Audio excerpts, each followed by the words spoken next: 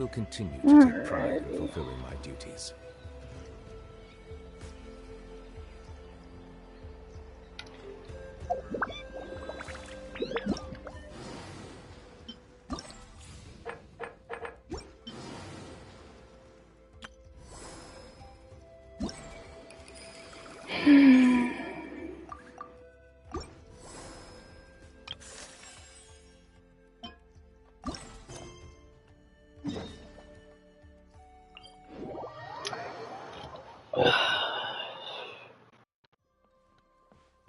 Finish this one first.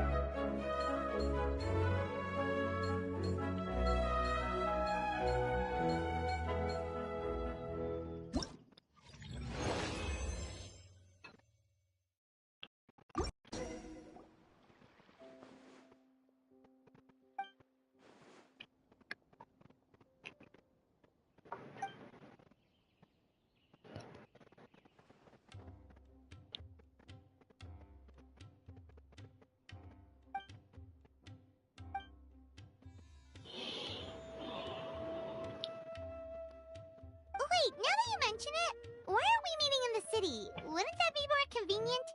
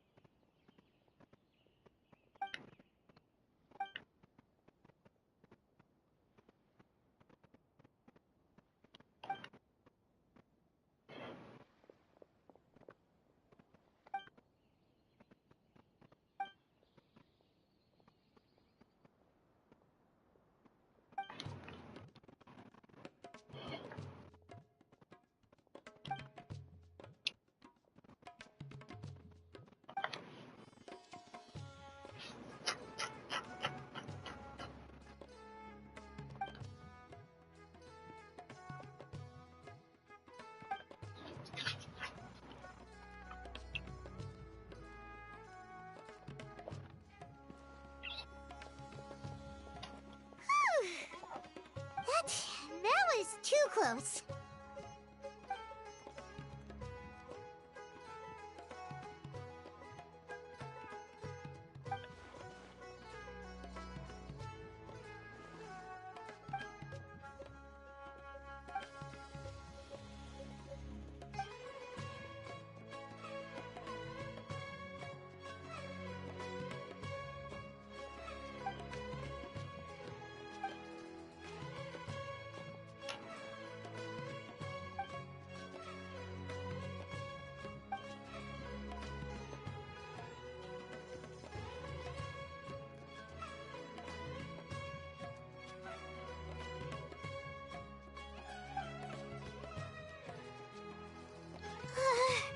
Hyman's heart can't take much more of this.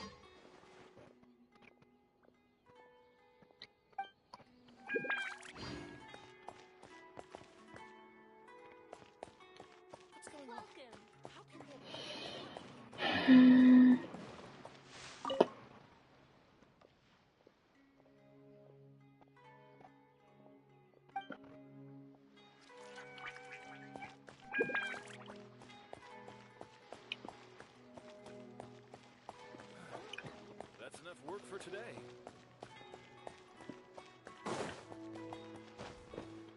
Where is Tainari?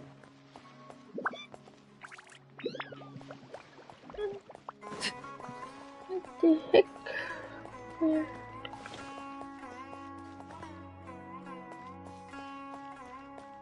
Get all the other characters, but Tainari's missing.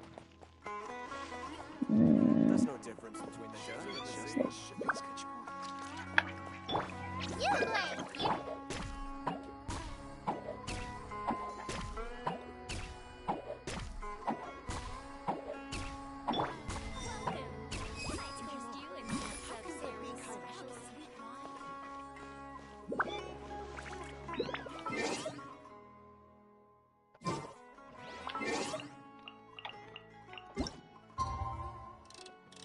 It'd be nice if we had an auto button for setting it to the correct time. Would be nice.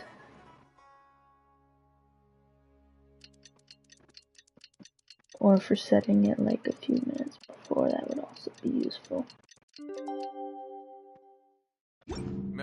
Scenes are beautiful creatures. Time to meet up with everyone again. We need to go to Party's Dia. Come on, let's go check out how the... I know it sounds different. Maybe she overslept.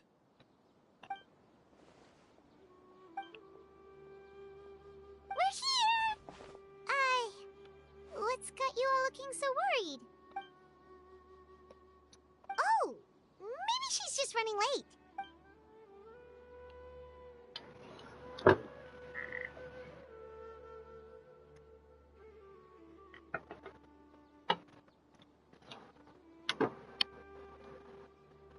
But I was told she had left first thing this morning.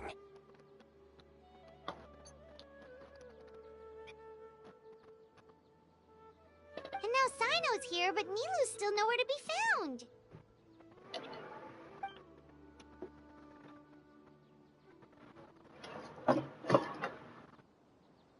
We interrogated the people in charge of the caravan on the day of the incident. But they were technically the victims of the case, and all their goods were lost, so there was no evidence to investigate. Their goods are certainly suspicious, but until we recover them, all we can do is to observe the caravan under the guise of protection. We contacted the original seller of the gem. Apparently, he sold the other half to a young man in the desert, but that's all he could tell us.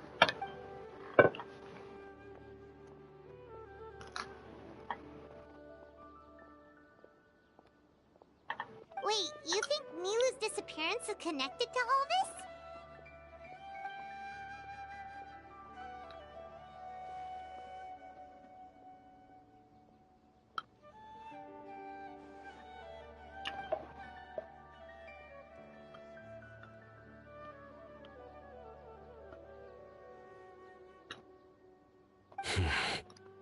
Traveler, Candace, there's no time to waste. Let's try to follow her trail. Tainari, can you stay back and explain the situation to everyone when they arrive?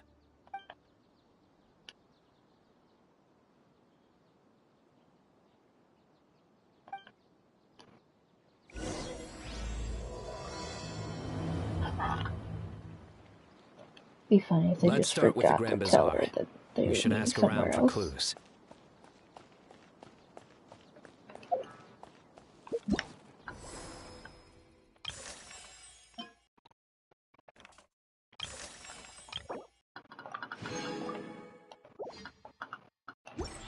Got the last one.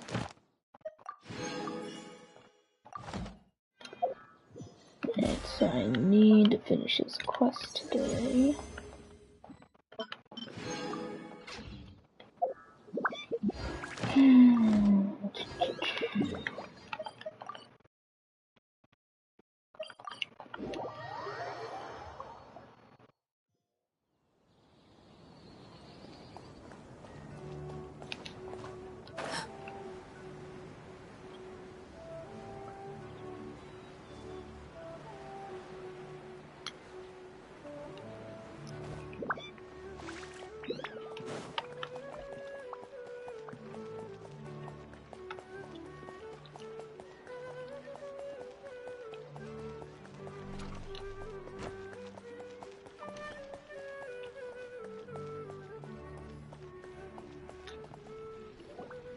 Mr. Zubair! Oh, hello. Did you need something? We're looking for Nilu. Do you know where she is? Nilu. She left bright and early this morning. Said she had to help out a friend. Was she by herself? And did you happen to see which gate she used to leave the city? Well, she definitely left alone. As for the direction, I think she left through the gate to the north.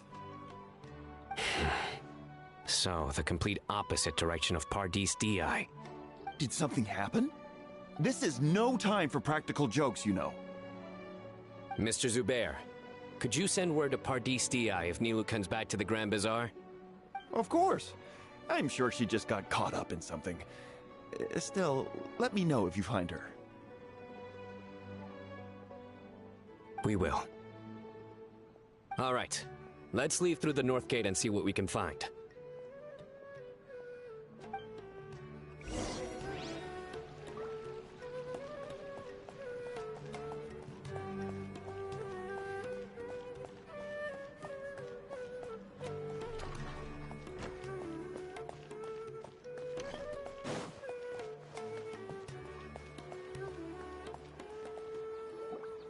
Miss Navita, have you seen Nilu this morning?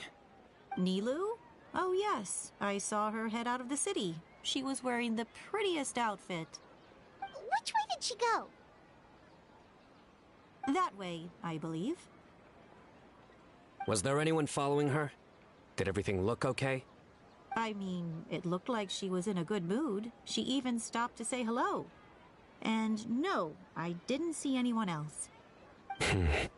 All right. Thank you.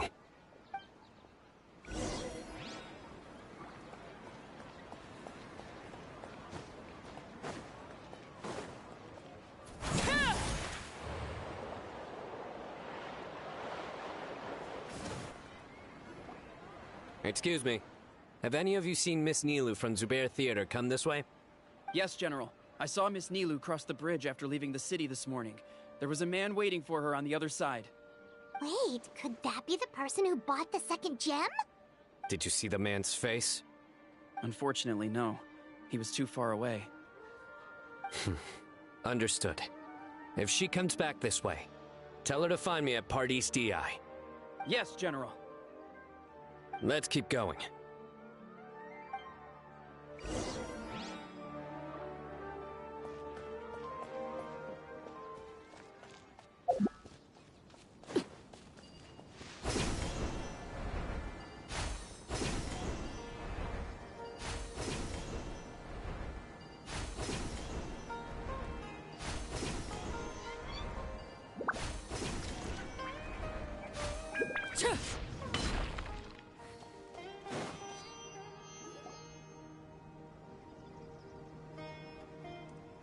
The trail ends here. There's no one else we can ask for clues. With this many traces, it's easy to get mixed up. Let me take a closer look.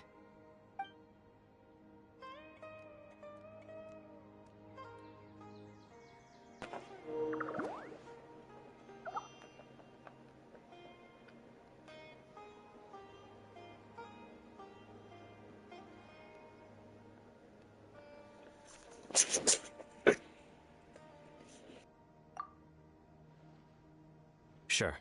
We'll continue analyzing the footprints over here.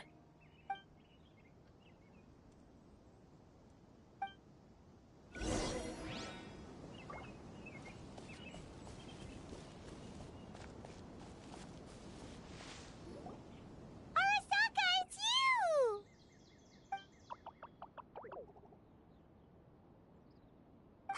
Why would you need to hide? We're friends, aren't we?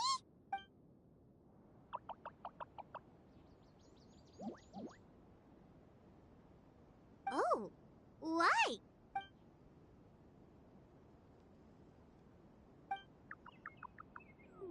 Let things slip, huh? Okay, we just have one question. Did you see a girl walk by?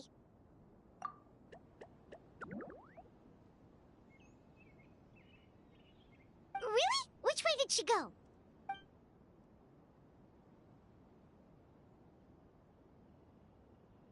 A messy pile of rocks? Oh, that makes sense! Thank you, Arasaka.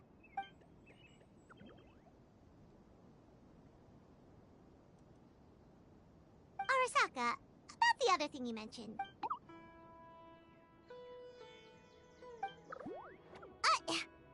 Well, guess that ends this conversation. Well, let's tell Sino and Candace what we learned.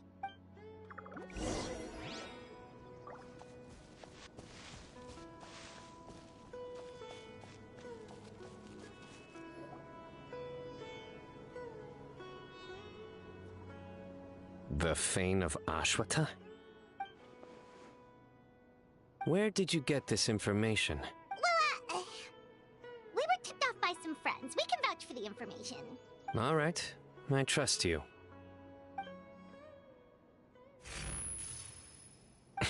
Another vision?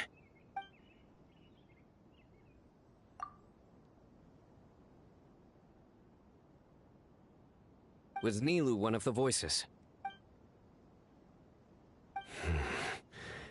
Let's head towards the ruins for now. The vision could mean we're on the right track.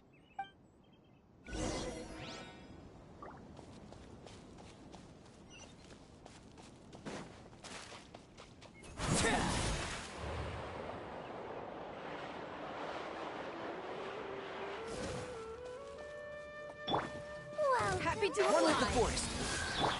Transfixed.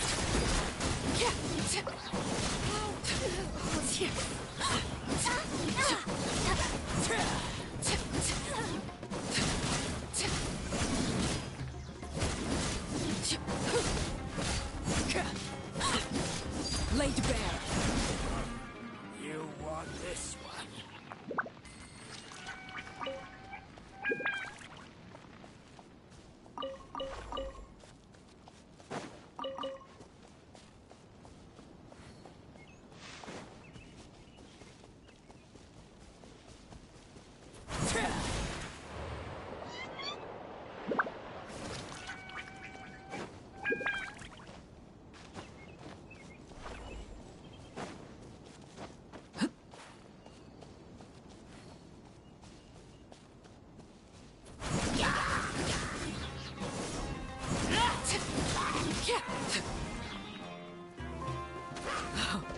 Wanted my full attention, did you?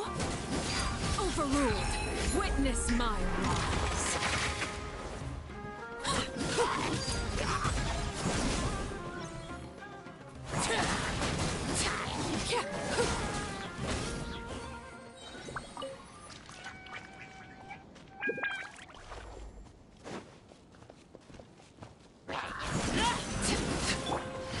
Let's nip that in the bud.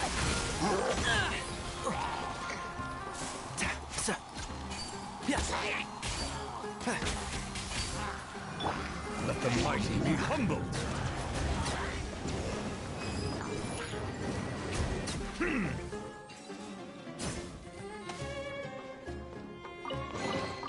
Is it what you wish to find? Hopefully the excitement of opening a treasure chest has at least made it a worthwhile experience. Settle down.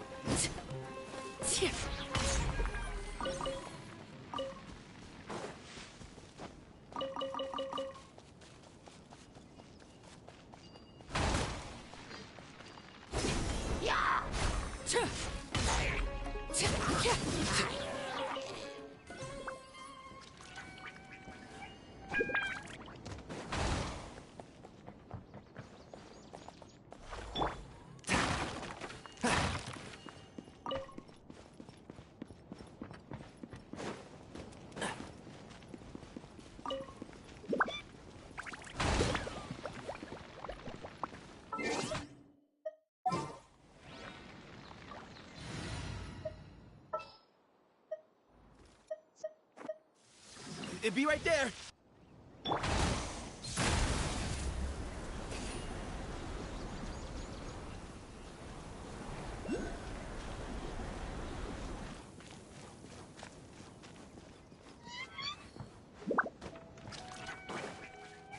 Empty space.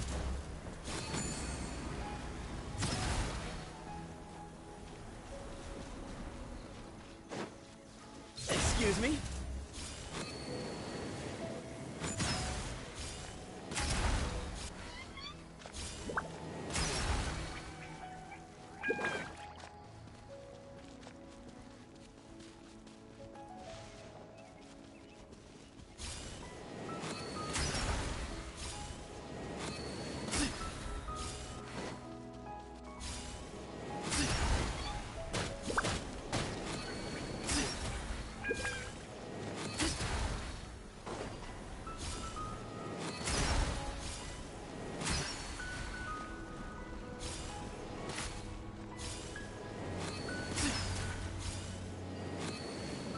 On you.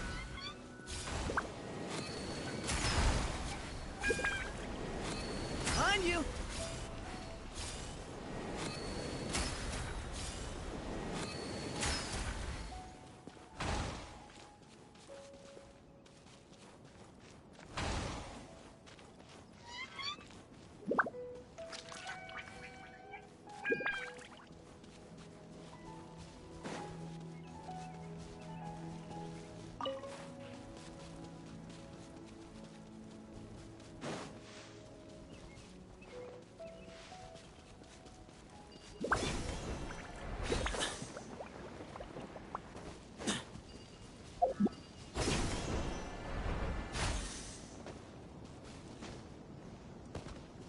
Way ahead of you.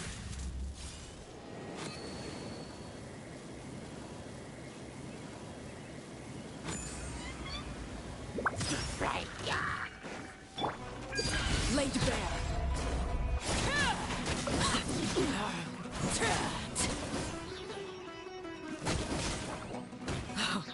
Wanted my full attention, did you?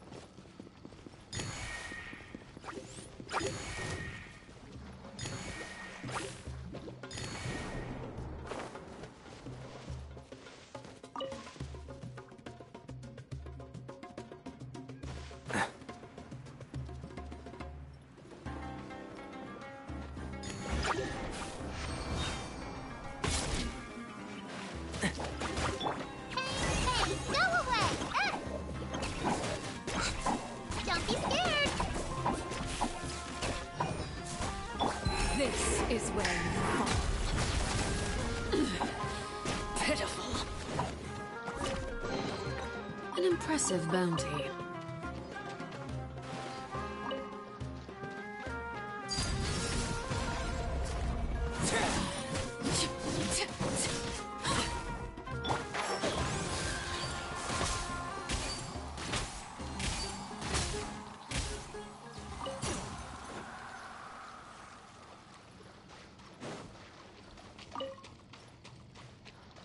Keep up.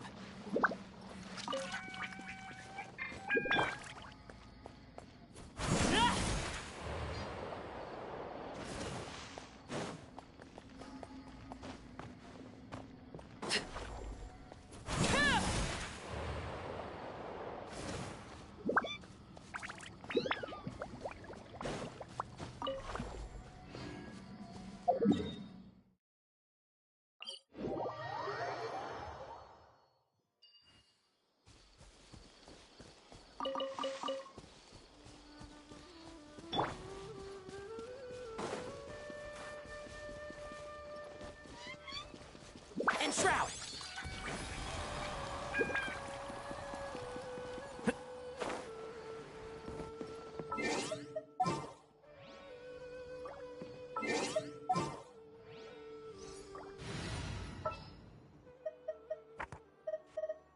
It's as good as done.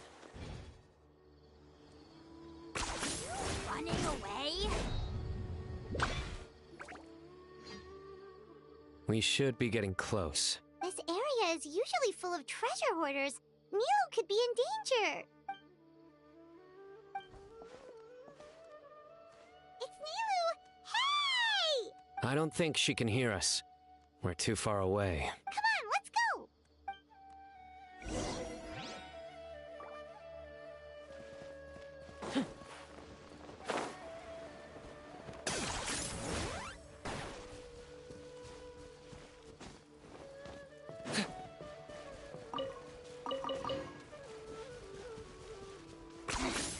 Points for agility.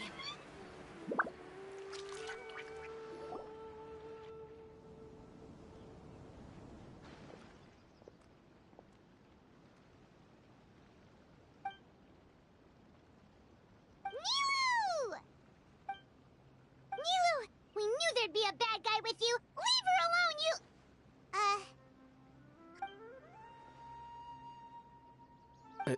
What are you doing here?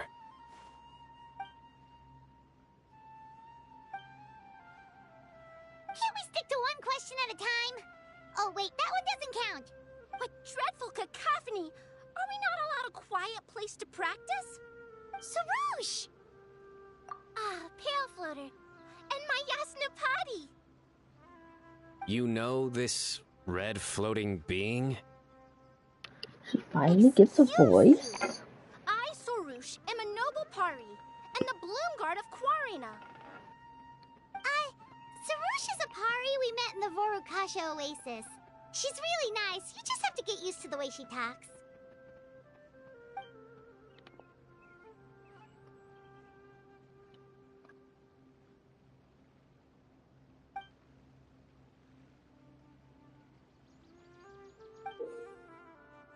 So you were the one who bought the other gem!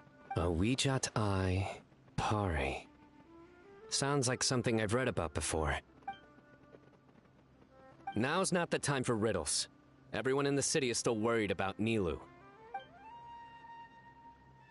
Message? What message? Don't tell me Rashnu fell asleep halfway there. Again! Oh, hearing that name, this is all starting to check out. Who's Rashnu?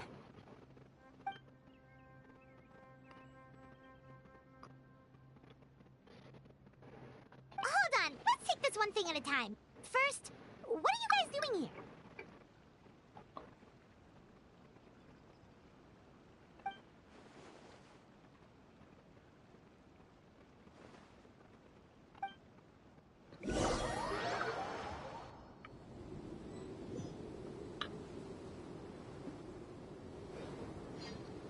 Swoosh, they're here. I've had enough of these insufferable rascals, wreaking havoc in the desert right and left. Wake up, Rashnu! We need to teach them a lesson or we'll never get another good night's sleep.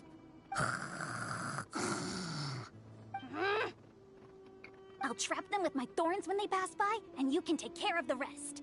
Perfect! They don't stand a chance. Let's give them a taste of sheer terror! What in the... Thorns? Boss, the wagon is stuck! Huh? Now!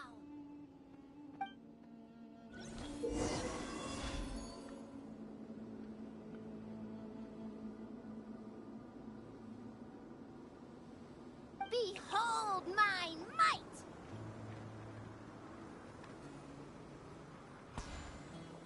Bombs! There are bombs falling from the sky! Ah! Huh.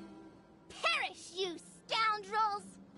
I never would have guessed that it was her. Who might you be?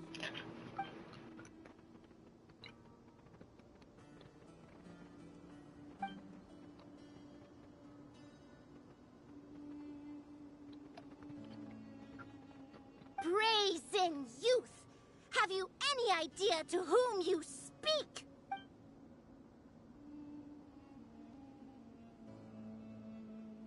So you're not entirely ignorant after all. Fine, I'm willing to call it a day. But if those scoundrels continue to disrupt the peace of this land, I will show no mercy!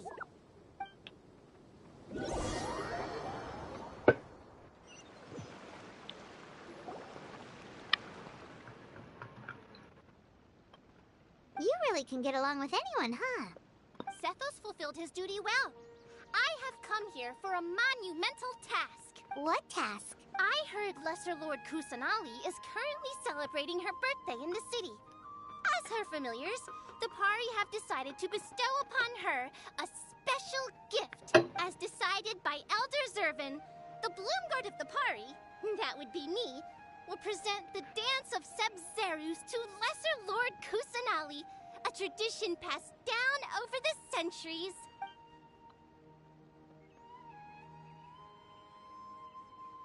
Good thing I did. How was I to know the current version is nothing like the original? Well, there are bound to be changes over the centuries.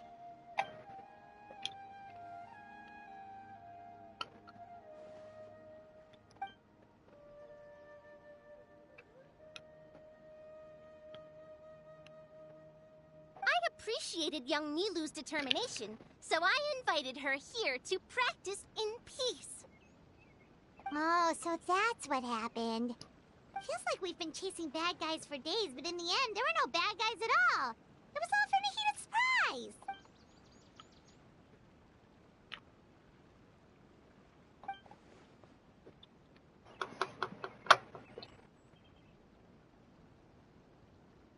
That would explain why they chose a remote path away from Aru village.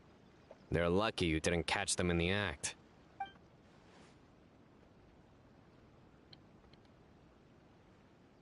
Okay, remind Paimon not to get on Candace's bad side.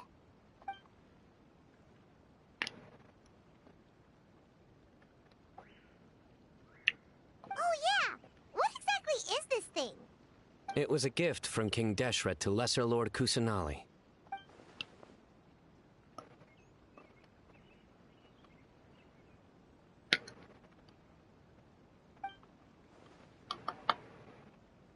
I only know the basics. I never thought these two gems could be connected to the relic from the legend.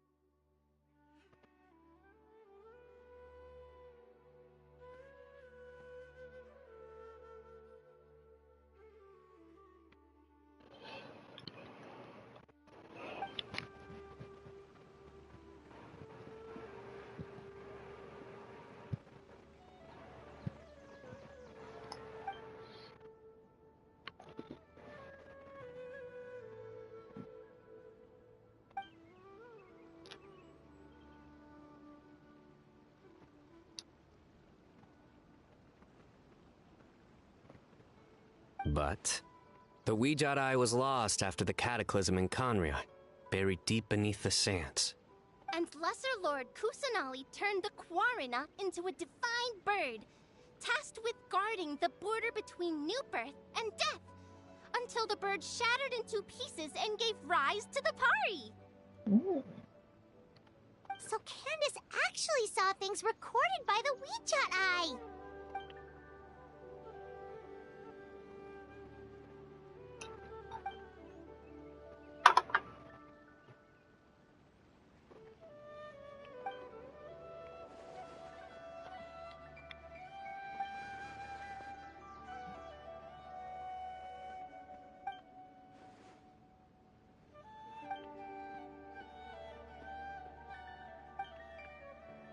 Technically, the eye belongs to Lesser Lord Kusanali. Why don't you just give it back?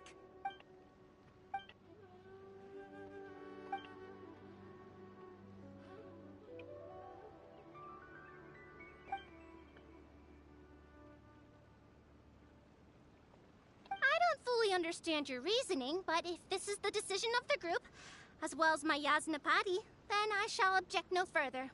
Well, are you going to let me teach the girl the dance of Sub-Zeros, or do you intend to drag this on incessantly? She's got a point. Now that we know it was all a false alarm, let's go back and tell everyone what happened. They're probably worried. I'll tell the other Matra to keep an eye out for that caravan. If we find evidence of any misconduct, we won't let them off lightly.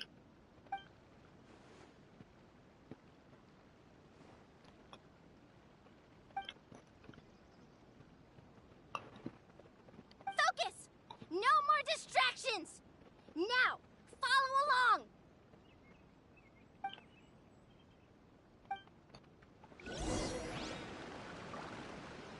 Watch closely. 1 and 2 and...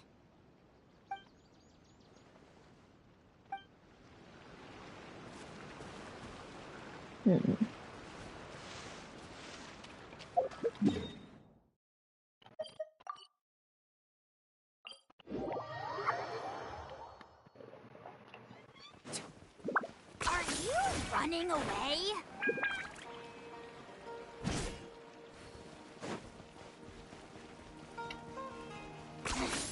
Points.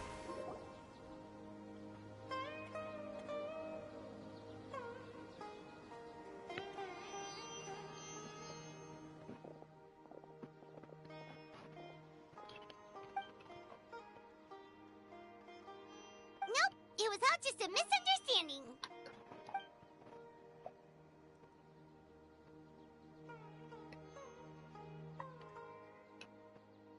How are the preparations going?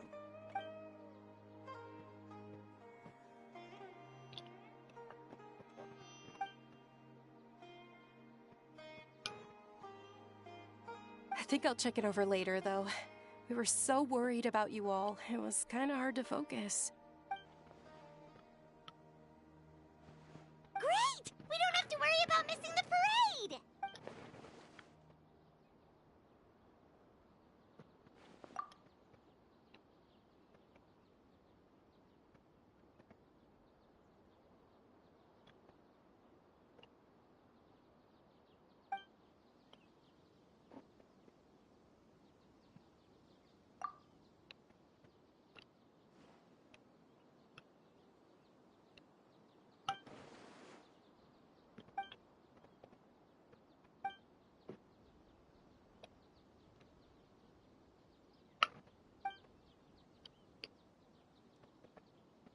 Whoa, Paimon's never heard you play music before!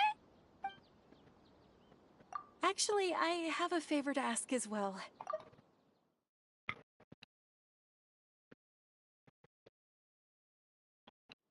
These are the decorations for the flower carriage. Could you bring them to the sanctuary of Surasthana and hang them on the carriage? Oh, it would mean a lot to have the Knight of Flowers personally decorated. You can count on us!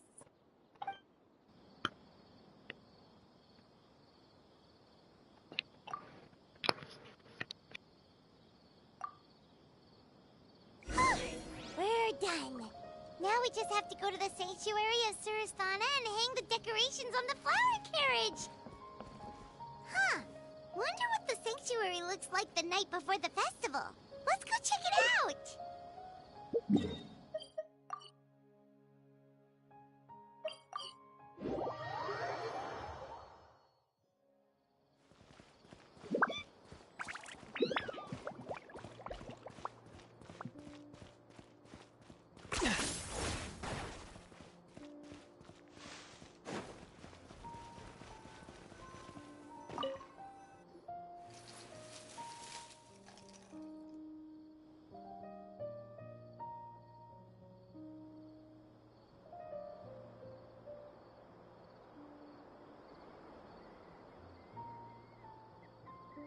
That should be good. All we need to do now is wait for the parade tomorrow.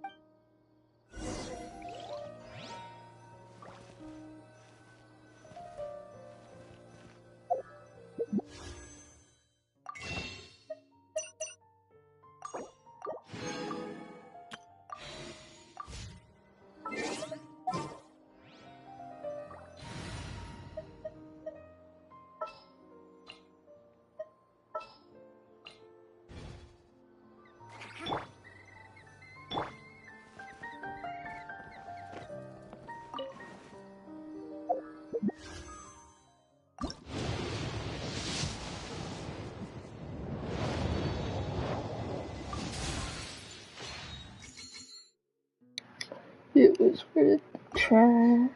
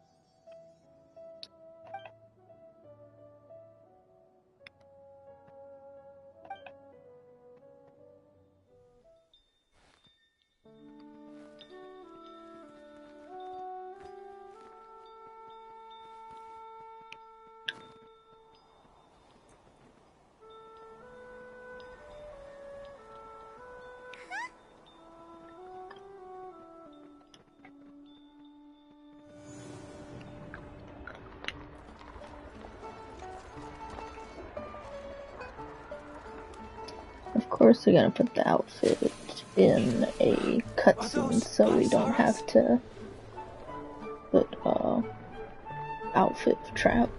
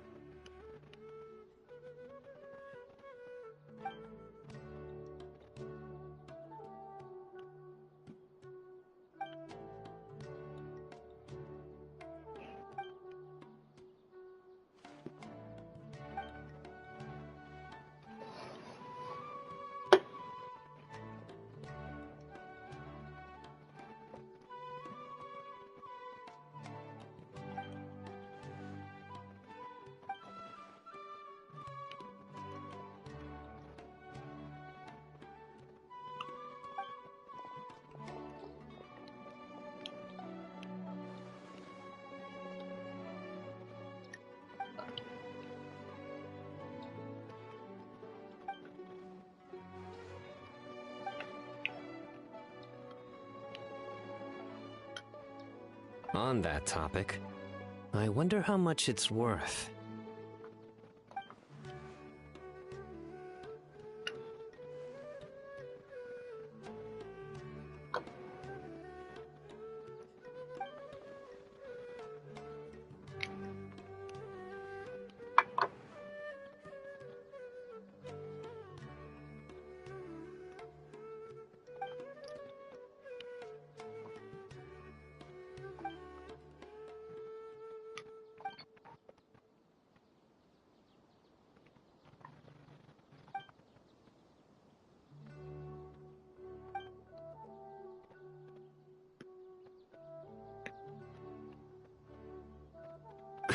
An alarm. Yes, that's what I heard just now. Dear friends, a critical moment has arrived. It is time to come together and play genius in...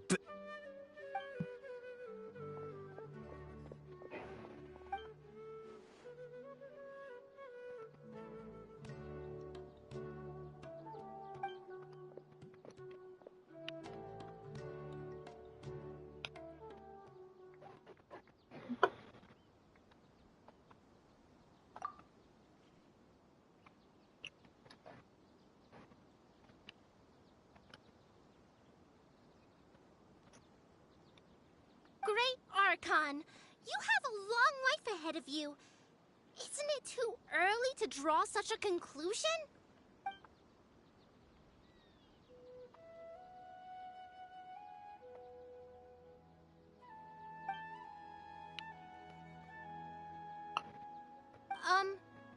Thank you for your kindness, Great Archon. But we Pari have our own duties, and we find the city a bit too noisy. Well, that's also true.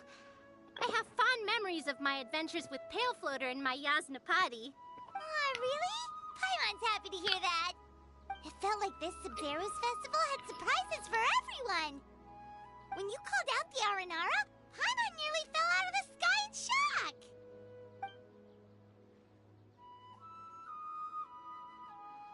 No wonder Arasaka was so flustered. He was trying to keep it a secret.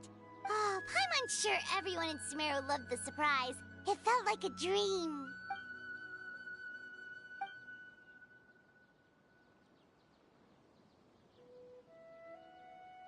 Nahida?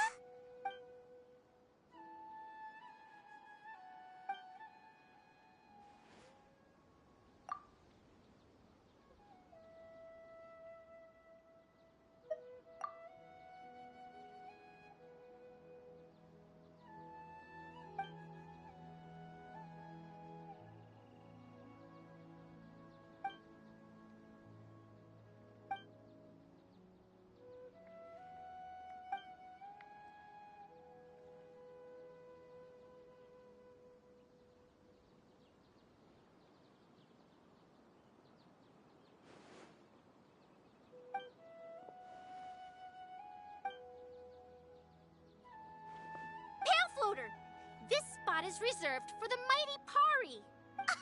Paimon's the only one allowed to float next to her.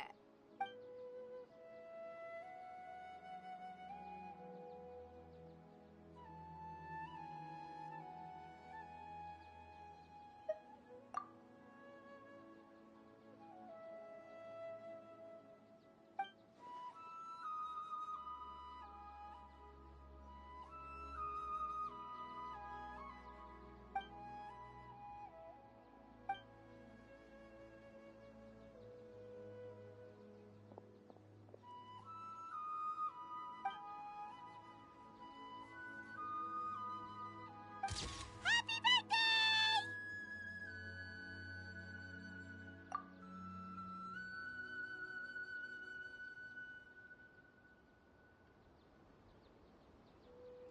Of course, Sino's posing with a card from his little game.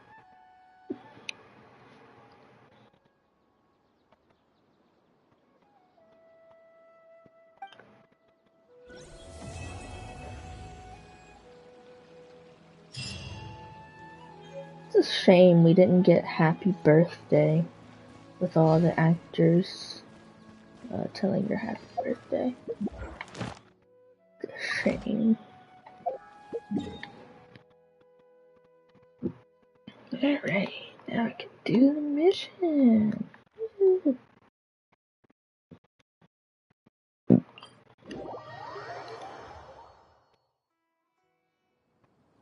Go.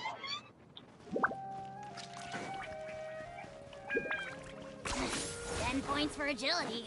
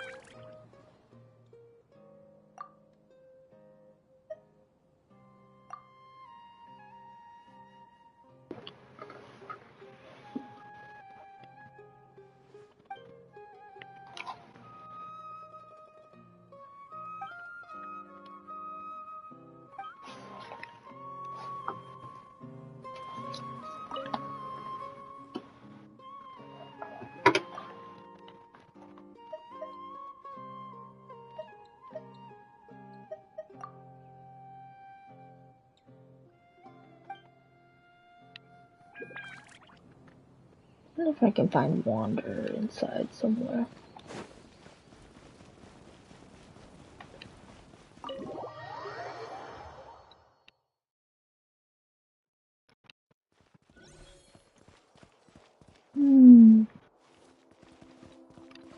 Surprised he didn't get involved.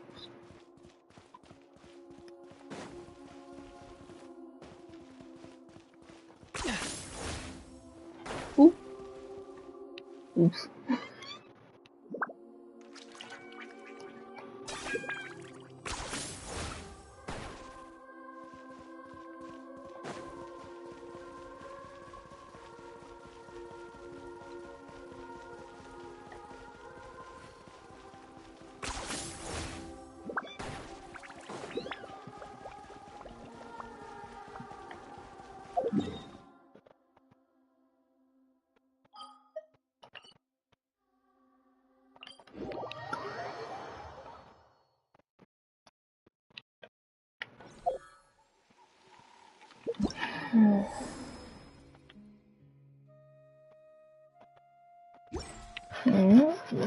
The event is over.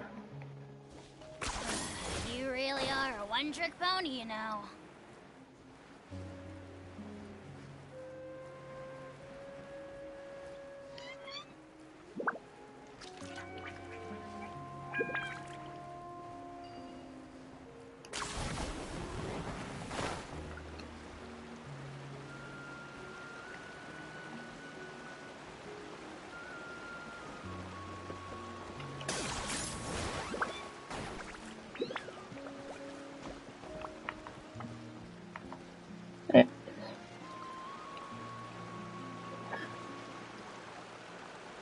This is the spot. An eyewitness claimed to have seen Auroron speaking to some Fatui soldiers here. I don't know how much you're willing to believe me, but Auroron really is a good kid. I see no reason why he'd suddenly get involved with a Fatui. I'm convinced that what the witnesses saw was actually the Fatui coercing him. Or perhaps trying to extract information. However, I doubt anyone would believe me, given there are no signs of a fight. Didn't Kaniche say that she's a big name in Natlan? Feels kinda weird to see her so frustrated and helpless like this. Auroron? Well, he was left at the side of the road as an infant. And the people of the tribe took him in. You could say that everyone had a hand in raising him. He learned a lot from us. And once he reached adulthood, he built himself a house out in the countryside. He spends most of his days growing vegetables and raising aphids, living off of what he harvests from the garden. He's always been such a good kid. He would even get his friends to deliver whole bags of fresh produce to my place.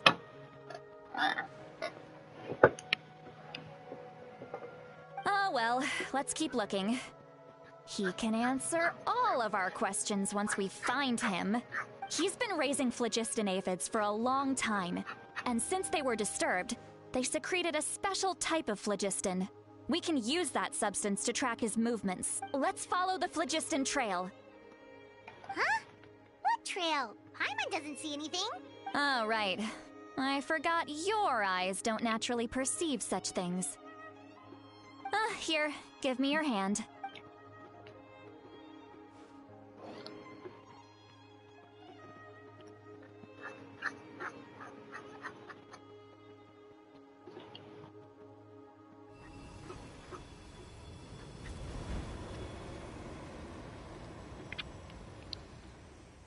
Huh? How about now? What do you see? Why is Paimon asking if we can see it when she got the same thing too? Makes no sense.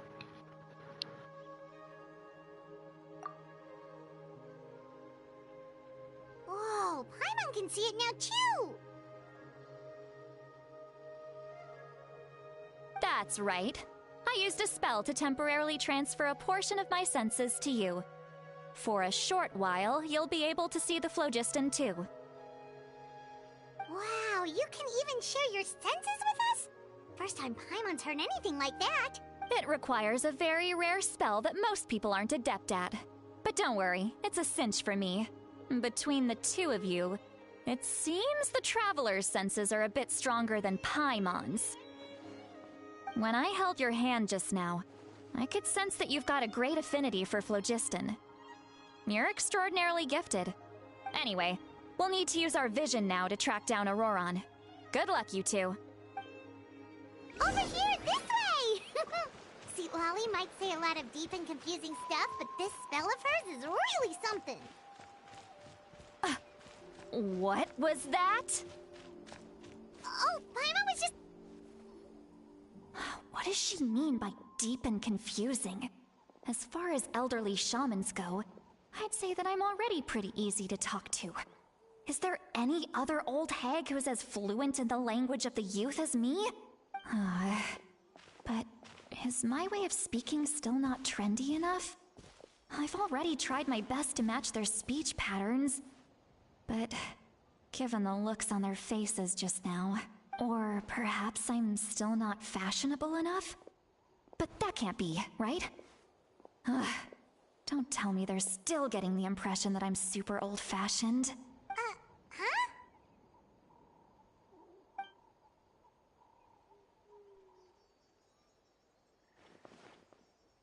Was that Seat Lolly's voice?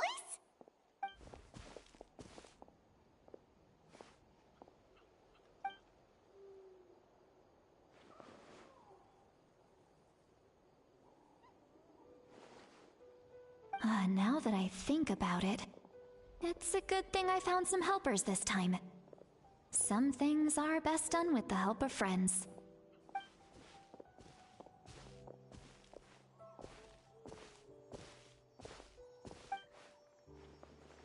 Oh? They appear to be feeling quite confident. Looks like our work will go smoothly.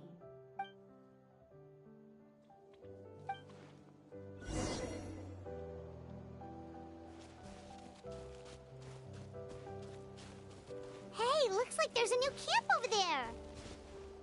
Let's go take a look. That little... Yep. Judging by Paimon's experience as a guide, it definitely looks like people set up camp here. Wait. The phlogiston here is a bit odd. Let me see. Paimon sees a small shape here.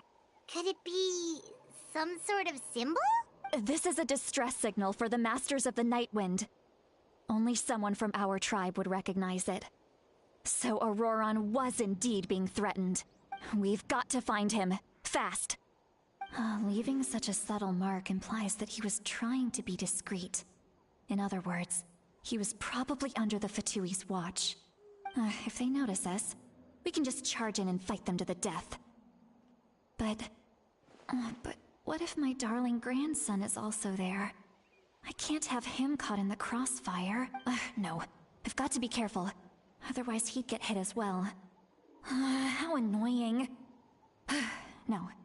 No, I've got to stay calm and keep my composure.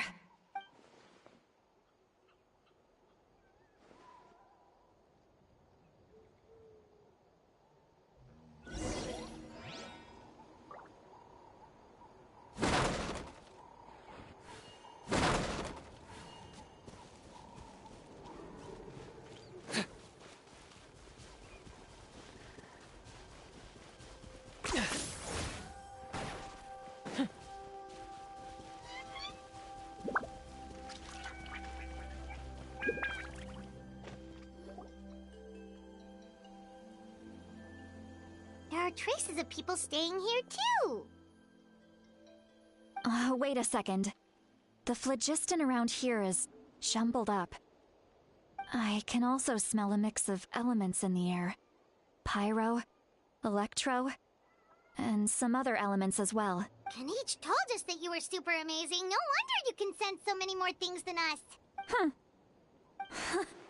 It's about time that little brat said something nice about me. There are signs of a struggle here. Judging from what's left on the scene, there must have been a fight. But after that, the factions seem to have gone their separate ways. Both the phlogiston and the elemental traces in the air support that. Do you still remember the little mark we found before? Paimon's thinking, what if Auroron wanted to leave another distress signal, but was caught by the Fatui?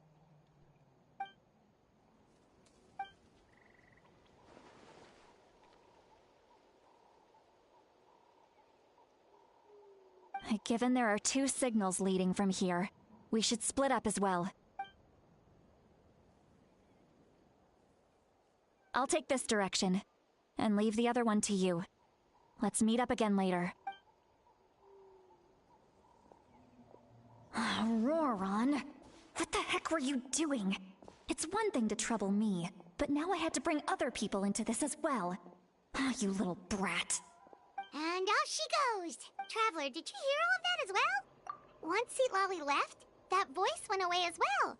Paimon even tried calling her name inside Paimon's head, but there was no response. So you were thinking the same thing! Paimon also thought that if we could hear what she was thinking, then she could probably also hear what we were thinking in our heads. She did say that she was quite adept at this spell, and it doesn't sound like she's had any trouble with it in the past. Maybe we're a special case and can hear her thoughts as a side effect. If you think about it, she's really got a lively inner world. It paints quite a different picture from Paimon's first impression of her.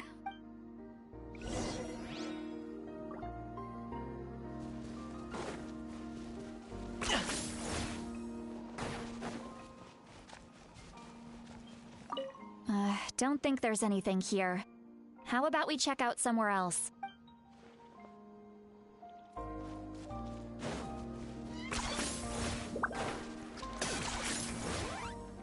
Is this really necessary?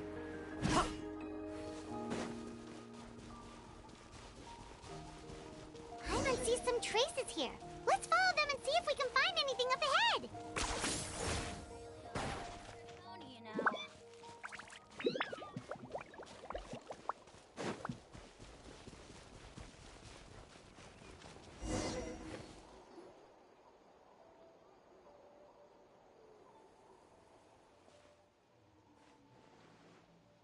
Did you find something?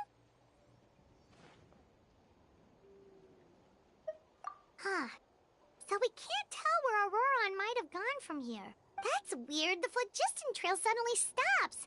We can't make anything of these footprints either. But he can't have just evaporated into thin air, right? We know he wasn't alone. He had all those Fatui with him. So, you can hear the sounds of the wind from beneath the earth.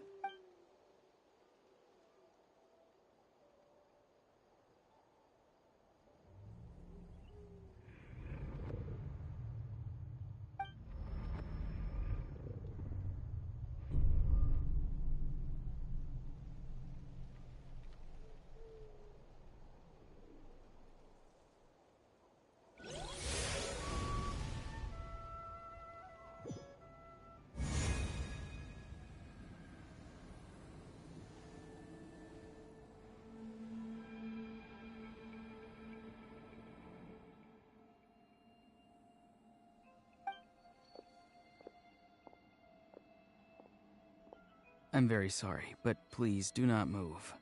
I have no desire to hurt you.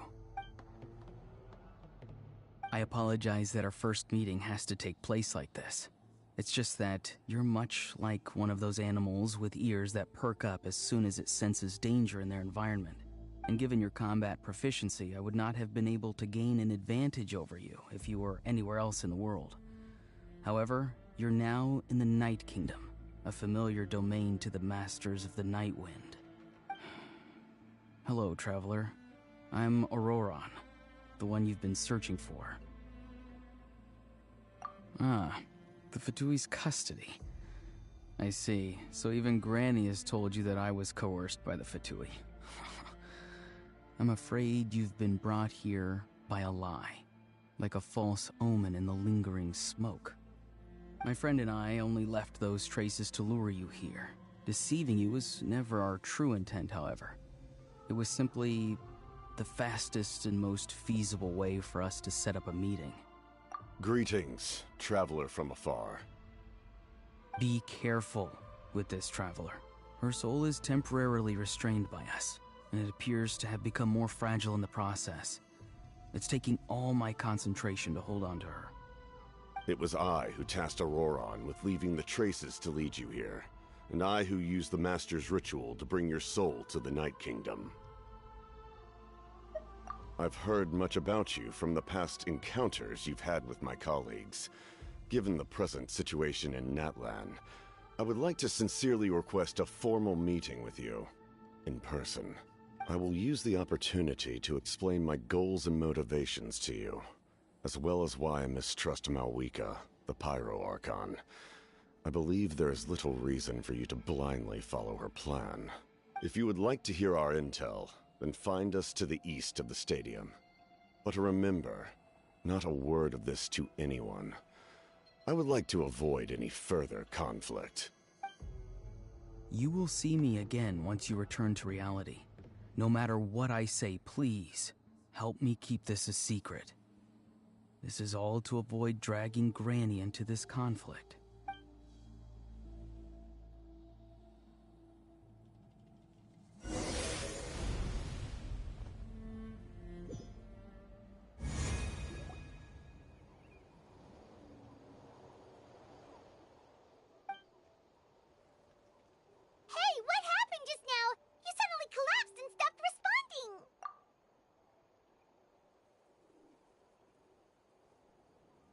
Hey, why are you sitting on the ground? Are you okay? See, Lolly! She froze for a moment and then just collapsed to the ground! Could it have been those leftover remnants from the Night Kingdom? Do you have any itches or pain anywhere? Don't worry, we can take a short break. Sorry, I know I asked for your help. But had I known you were feeling unwell, I wouldn't have taken you on this trip with me.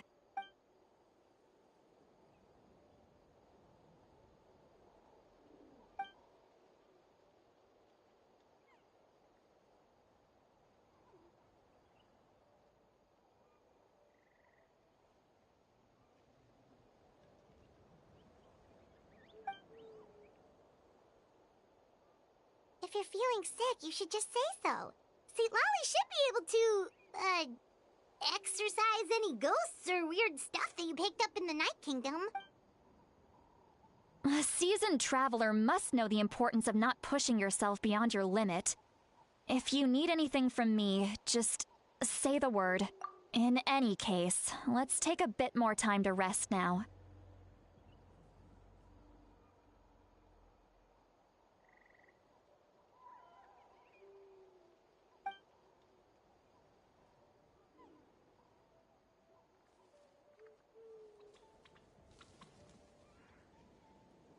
Need to be more careful next time.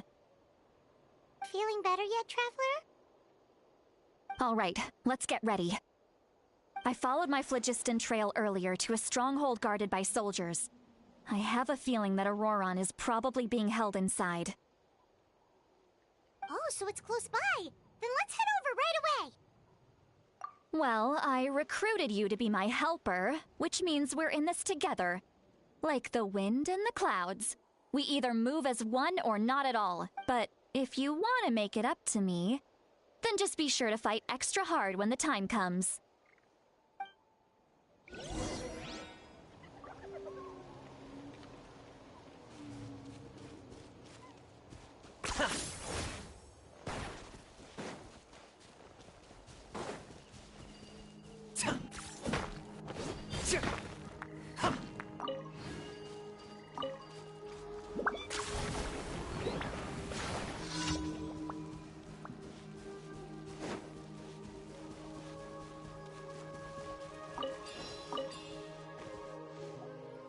Look over there.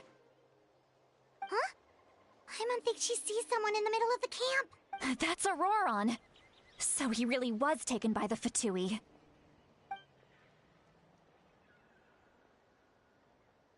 All right, we'll take the lead.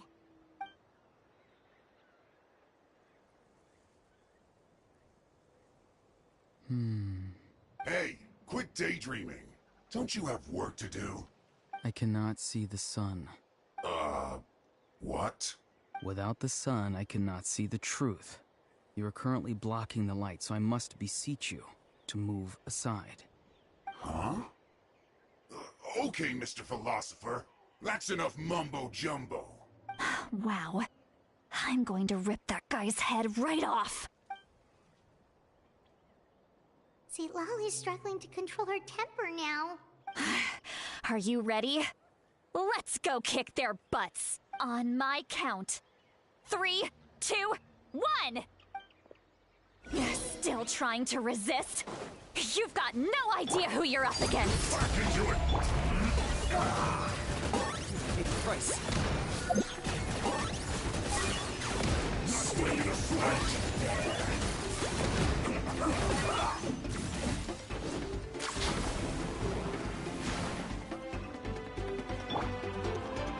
So soon. This time. The hearth! Now it's extinguished.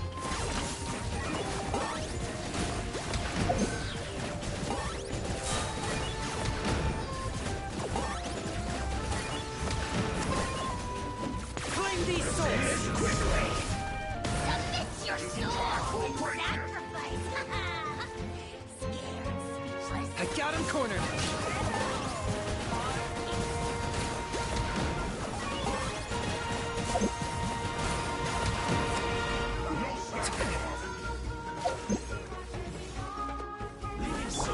Over, I hear the children sing. Not breaking a sweat!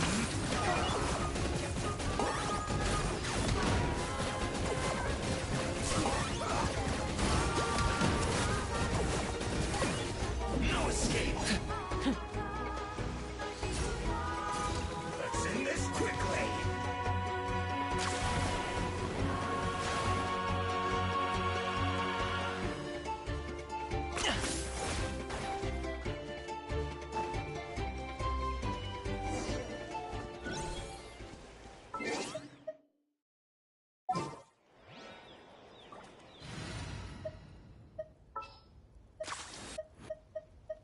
Perhaps we could take a walk by a riverbank or somewhere similarly fluvial. I'll take good care of everyone.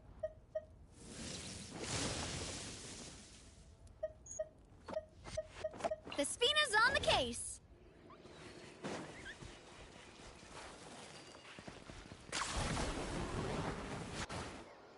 Look over there. Huh? Paimon... That's Auroron. All right, we'll take the lead.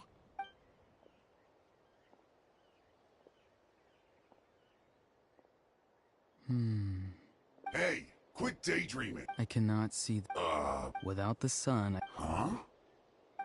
Wow. See, Lolly's struggling to control her temper. Are you on my... Still trying to resist? You've got no idea who you're up against. Let's end this quickly.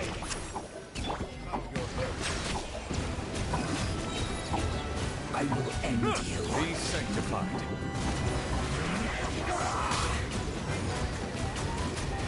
Leaving so soon. First.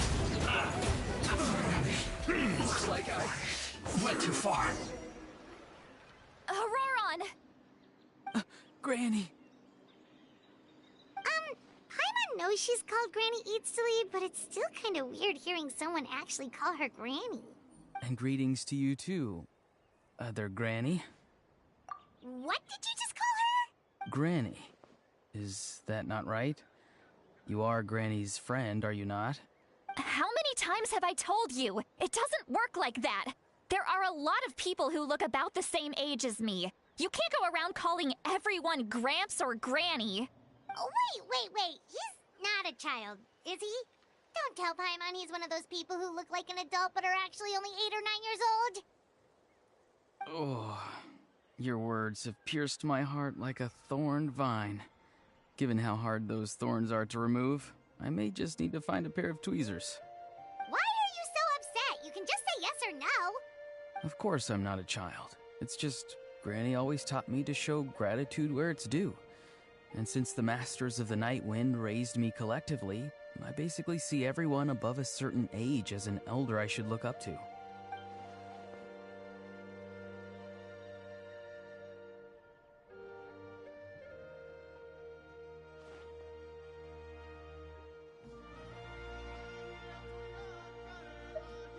Exactly. But if you keep that up, then everyone's going to be your senior. And do you think saying all of this is gonna save you from a scolding, Auroron? Haven't I told you 100 times since you were a kid? Heed the 3 warnings. Be wary of beasts prowling around, scammers looking for their next victim, and strange people who appear out of nowhere.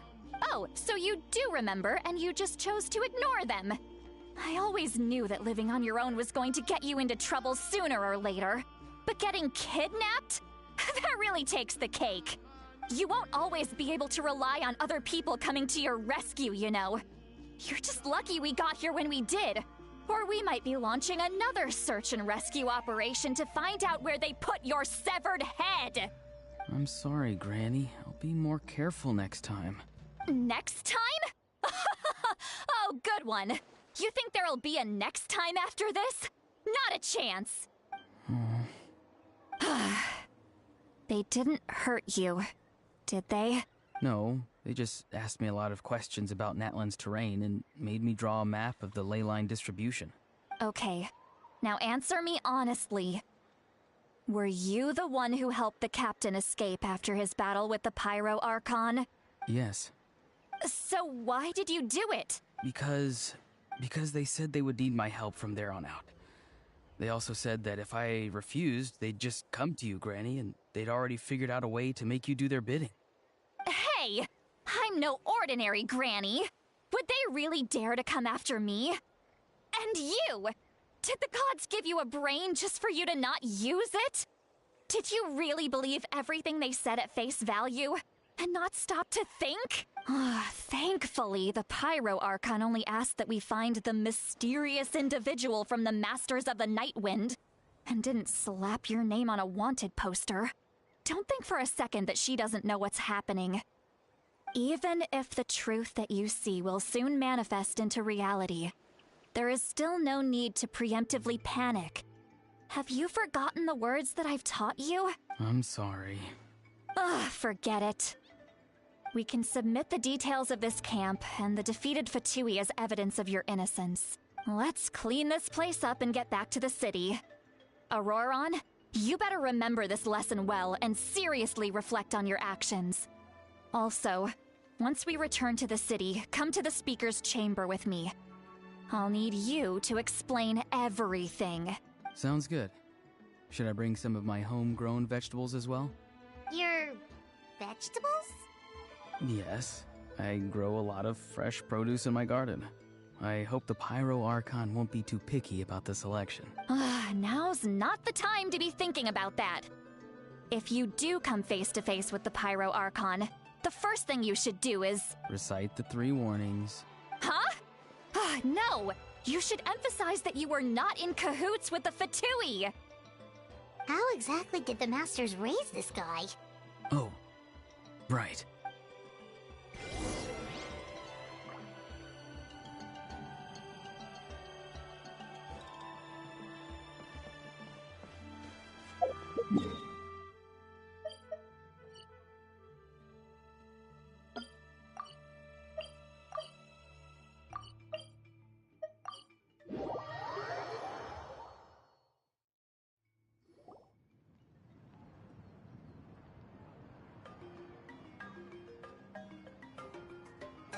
I see.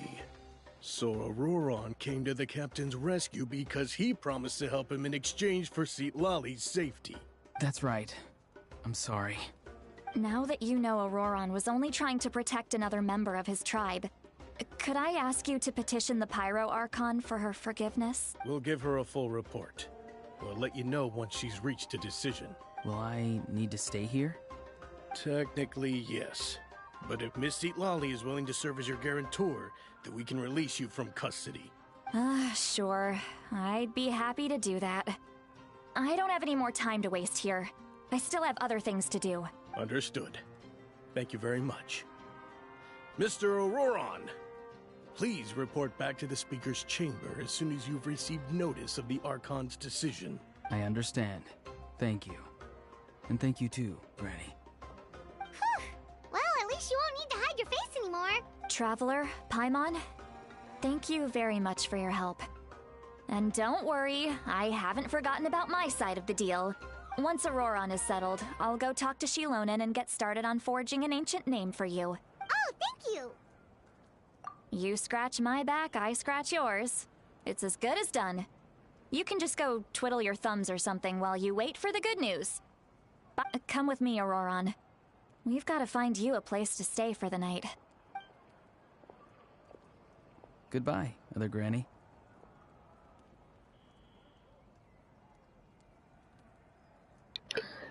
I think that's cute.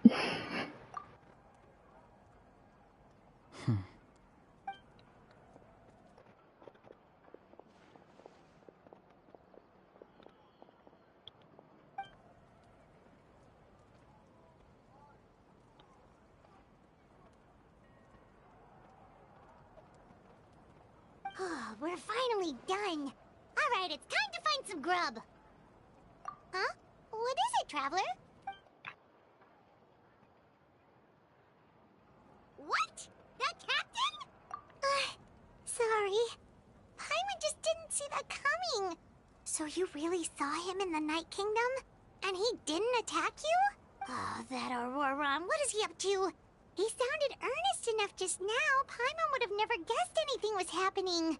All that stuff about protecting Lali and being forced to help the Fatui, when he's actually been a willing accomplice all along. Yeah, you're right. Still, Paimon appreciates you telling her about this. Paimon will support your choice no matter what, so if you want to go, we can go together. We still have another whole day before the meeting, so we'll just meet with them when the time comes.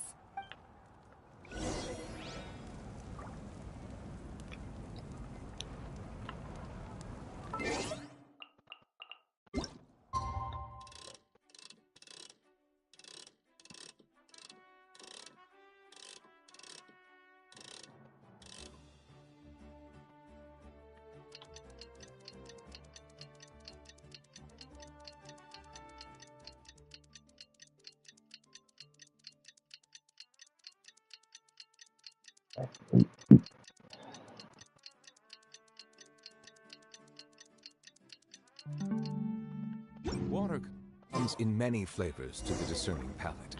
Mondstadt's water is crisp and pure, while water from Leon...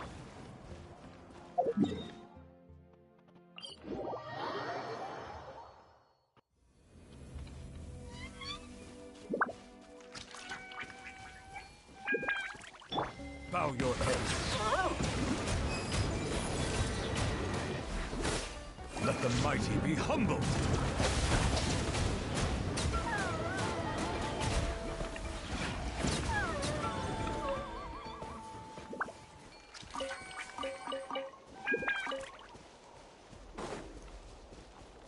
Okay.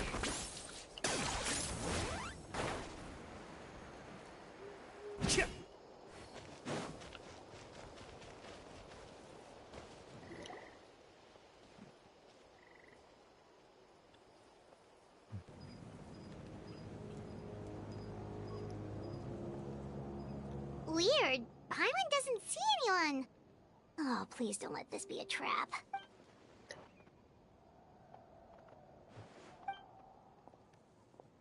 What was that? Good evening. Nice to see you again. It's you. You shouldn't pop up from behind people like that? What are you, a ghost? I'm terribly sorry. It's just a force of habit. Ugh, and what's with you apologizing all the time? You sound so polite and honest, but you're actually doing shady stuff behind people's backs. You're right. Granny tells me that too. Huh. Come to think of it, you remind me of her. Sometimes you two sound really similar, you know. Oh, so you're gonna call Paimon Granny too now? Well, I could.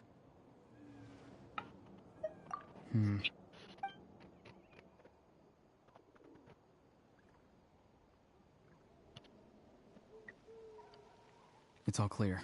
Over to you. Excellent. The fact that you showed up proves that I was right about your character. Yet, there's been a lot of talk about you. Child told me that you're passionate about the unknown and willing to take risks. Rather than facing you as an enemy, I would much prefer to bring you to my side. If we allow the current state of things to continue, we will inevitably clash. And that's a scenario that I'd very much like to avoid. I've long heard of your exploits across the nations. Though you have crossed swords with my colleagues many times, I know that you are by no means an unreasonable person. And once you've learned the truth that the Pyro Archon Malwika would never willingly share with you, you may just find it in your heart to consider my proposal. I assume you've already been informed of the Pyro Archon's plan.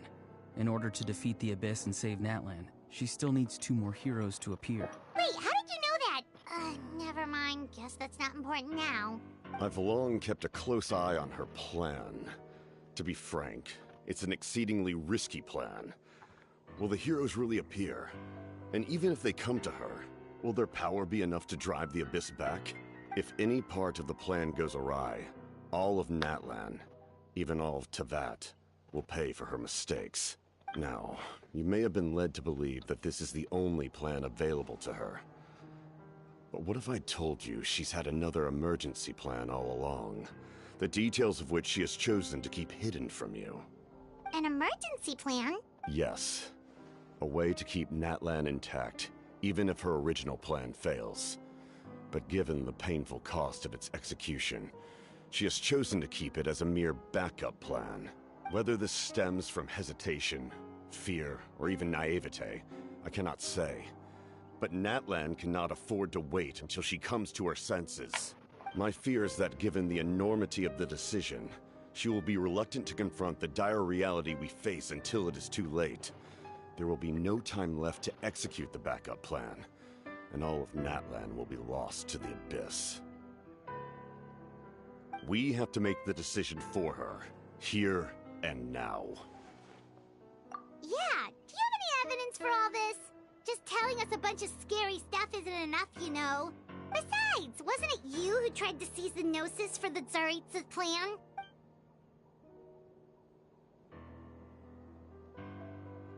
I knew you to be clever enough to see. That's right. I did not seek the Gnosis for the Tsaritsa. Since I was defeated in battle, I must put to rest my thoughts about the Gnosis. But even so, my desire to save Natlan remains unchanged, and now, I have found a new way to solve the crisis. We can implement it immediately if we reach an agreement. Someone's here. Huh? The captain disappeared! Something is rapidly approaching. Oh no. Something? Bad news, chump! It's your granny! See, Lolly? When did you get here? I knew something was amiss after we were separated. Hidden ceremonial tools, an unconscious traveler. I must say, I'm very curious about what you're up to. How dare you go behind our backs like this, Auroron? Colluding with the Fatui? Really? Oh, here we go again. Cat got your tongue, huh? You really think you can avoid a scolding just by staying quiet? I'm not trying to avoid anything. Oh, and now you're talking back. Well, go on then. Explain yourself. What the heck are you up to? I'm sorry, Granny. I feel so guilty. You! That's it! Where are my tools? I swear if I don't teach you a lesson right here and now... Wait, Lolly! Please, calm down. We, still learned a lot of info, didn't we? Like the fact that the captain isn't trying to seize the Gnosis anymore. So, maybe just save the scolding for later, okay? Listen well, Auroron. You're only getting out of this now because of the Traveler's plea. This isn't over. You hear me? You're right, Traveler. Let's go. We can discuss this more back in the city. You two keep an eye on Auroron for me, okay?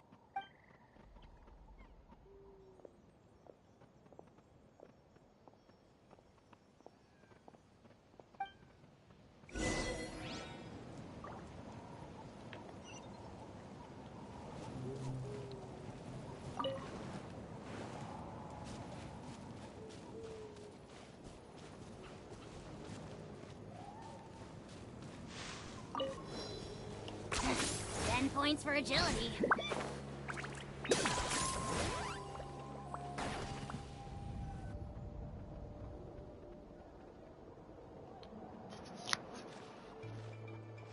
In all my years, I've never had a child cause me so much grief. Do you seriously not see what's at stake here? You've got a head on your shoulders, Auroron. Use it! Why did you help the captain? And I want the truth this time. No answer? Think you're being smart? Then let me ask a different question. What does the captain want? What is his purpose in Natlan? Really? You're just going to stonewall me? Just use your brain for a second. What do you possibly stand to gain by helping the captain? Only endless trouble awaits you and everyone in the tribe. You've always been a good kid. Why would you throw that all away now? If you're worried about something, just talk to me. Granny would much rather we had a conversation instead of constantly clashing like this. Why is he staring at us all of a sudden? I'm sorry that you have to hear all this. Indeed. It's like going to visit a friend at his house, only to suddenly hear your friend berating a naughty Saurian. Well, that's an oddly specific analogy. Wait, did one of your friends really do that? Yes. And every time my friend scolded his Saurians, they would look at me the same way you're looking at me now. Helpless and embarrassed.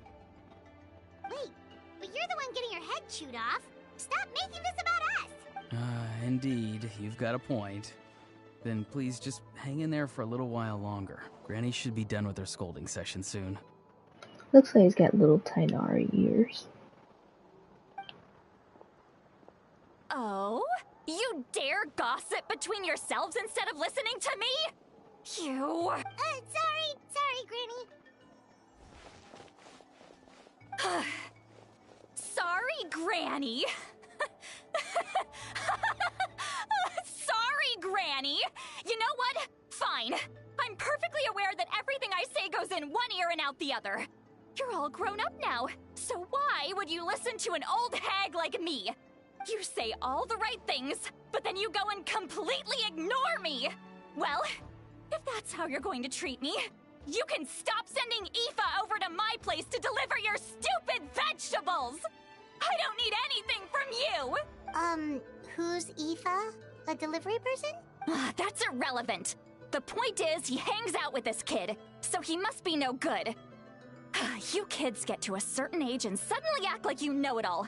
There's nothing I can say to get through to you. Auroron, if you're still thinking about that so-called duty, then please, just forget about it. The ley lines did not fall to this state because of you. And we've long closed the book on that incident. Seems they've started talking about some kind of tribal history. I'm starting to get lost. That's not it, Granny. I know you tend to get down on yourself when you're upset, but I can tell I really hurt you this time. All I can say is I'm sorry. His voice. Auroron! Where have you gone? It sounds like he's somewhere super far away, but isn't he right here in front of us? I'm really sorry. It's up to all of us to do everything we can to save Natlan. So I've got to go. Get back here this instant! Auroron! Ugh, what is this? Powder from plant spores? Is that the trick he used? What just happened? How was he able to suddenly get so far away like that? It's a trick of his.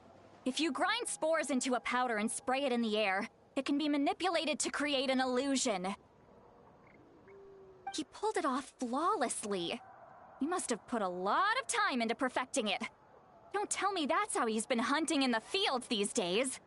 Oh, couldn't he have picked up something more useful? Ugh, little brat. That's it.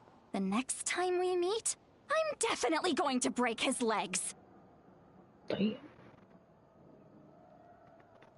Granny violent. Whoa, that's a little extreme. But still, why does he feel like he needs to run from us? If his goal is also to protect Natlan, then can't we work together? I'm sorry for interrupting your conversation with them earlier. But even if you'd been able to hear them out, there's no guarantee you would have gained anything substantial. Auroron probably did everything he could to get away because he knew I'd get the truth out of him sooner or later.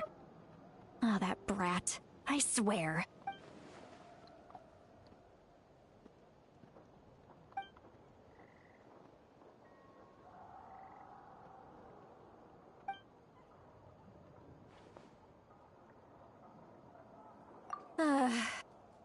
We've got quite a long walk back to the city.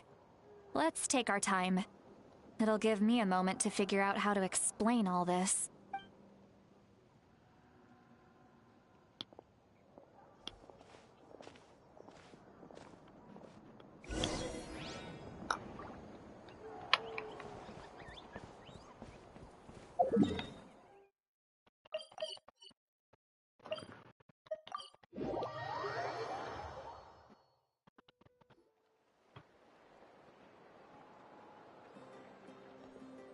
Do you two have some time?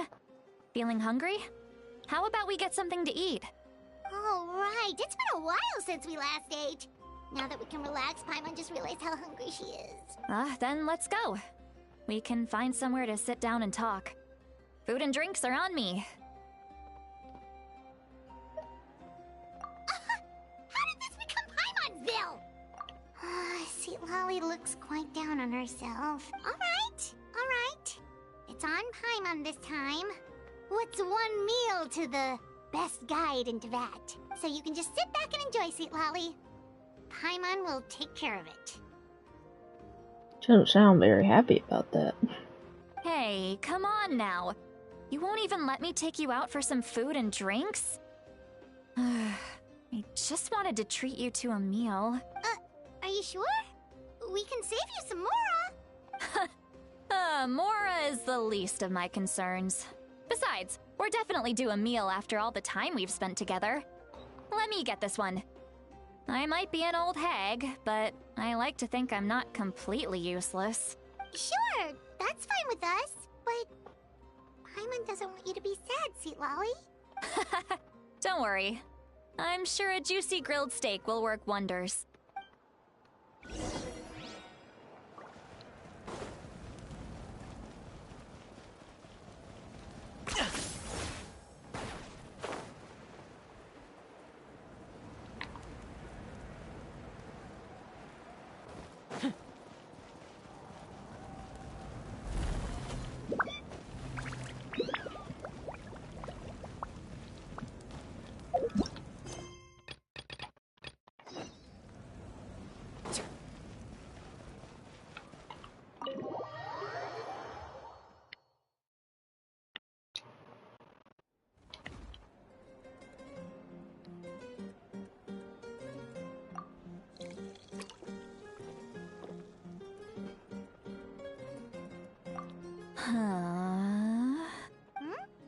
What are you looking at? Do you see two people standing by the door? They look like spitting images of each other. Are they twins?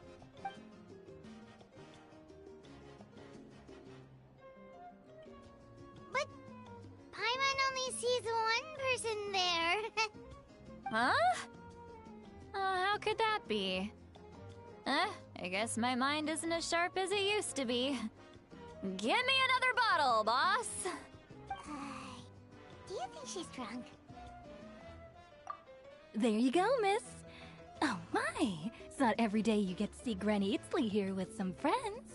Not to mention ones who've made a huge name for themselves recently. Oh, so you've heard of us? Of course I have! Aren't you the ones who saved Kachina and brought her back? No wonder you hit it off with Granny Sitlali. She wouldn't spend time with just anybody, you know. I don't even remember the last time I saw her with a new friend. Wait, so you call her Granny too? Well, given our ages, it'd probably be more accurate for me to call her my great-great-granny. She's one of the most famous people at the Masters of the Nightwind. Most days, hardly anyone even dares talk to her. Huh? Gossiping about me right in front of my face now, are you, Chonka? Oh, please, Granny, I wouldn't dare. I'm just beyond happy to see you bring over some new friends. After all, any friends of our regulars are sure to be great customers too. All right, that's enough. Go on now.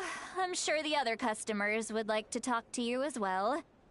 There's no need to keep staring at me. I promise I'll keep my alcohol down until I leave. Well then, you have my thanks.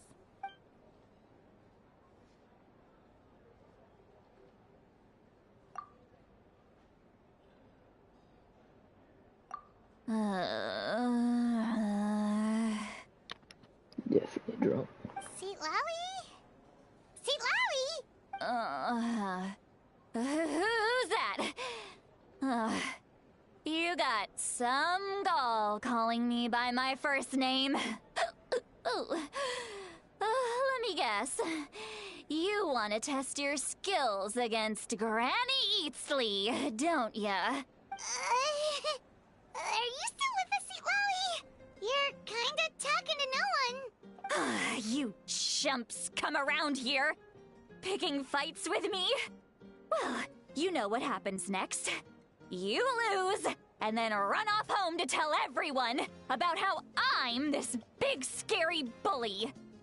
It's always the same story. You brats start it, I finish it, and then I end up with the reputation of being some kind of terrible monster among the shamans. I mean, come on. Monster? Me? Really? What did I do to deserve that? Granny Sitlali, you're not a monster at all. Exactly. And while we're at it, I'm not some lazy slacker either. Between meditation, advising the chief, and speaking with the Wyab, I actually have a pretty packed schedule, you know. Oh yeah.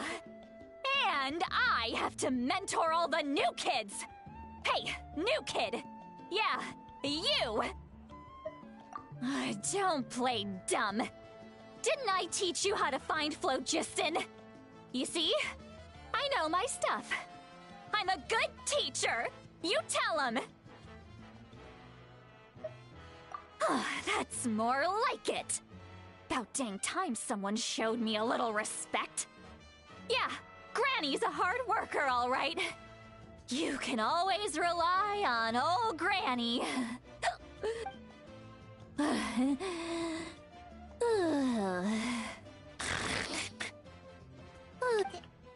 she just fall asleep with her eyes open? Oh, jeez. Behind this pitch-black curtain, a chapter of hatred reveals itself. Behind the smoke. The lingering smoke. Ah, she's meditating again. She does this whenever she's had a few too many drinks. Her mind's actually racing at this point. It's quite the opposite of sleep. Is this another specialty of the Masters of the Nightwind? No, I'd say it's an ability that's unique to Sitlali herself. While she can easily pick up everyone else's skills and tricks, few have been able to master hers. Warning, warning. Red. Red, the color of danger. has now arisen within that pair of eyes. Huh? Traveler? Paimon? What's wrong? I'm gonna hurl. Hang on, just keep it in. Phew. Okay, it's passed. That was a close one. I did not expect to hear dialogue with somebody being flat track. You had Paimon worried. Paimon really thought you were about to barf all over the table just now. I think she's the first person we've had that's gotten flat out drunk. How embarrassing. I'm sorry you had to see me like that. That's never happened before, I swear. I've never thrown up. Not once. Are you feeling okay? Wanna take a quick walk and get some fresh air? There's so much that I want to say, but I can't. Why not? Of course you can. Just say whatever's on your mind. Please, Paimon. It's not as simple as you think. We've only known each other for a few days, right? Oh, Paimon gets it. You're hoping that we wouldn't think less of you no matter what you're about to say. No, that wasn't my point at all. Seriously, don't you youngsters know anything about shame? I'm talking about shame. I've lived all these years and still can't get rid of it. Surely, you know the feeling too? Actually, about that. Huh? Tell me what? Yeah, this is as good a time as any.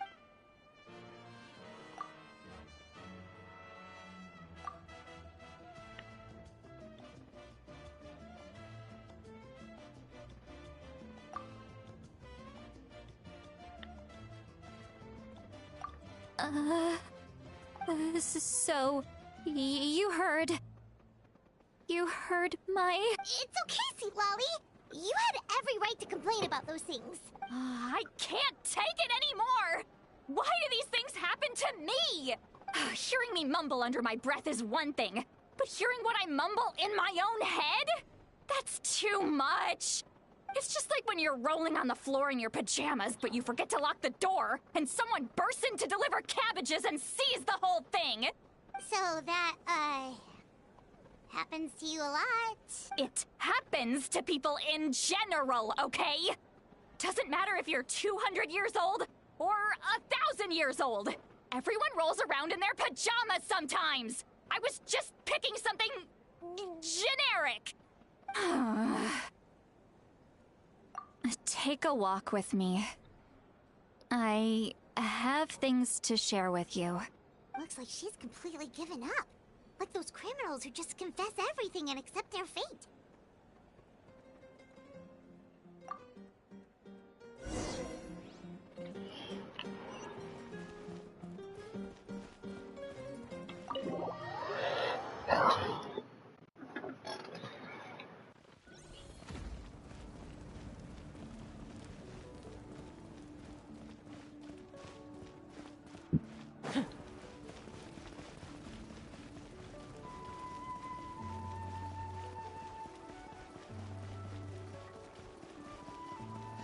Ad Astra. Thank you for completing. Ad Astra.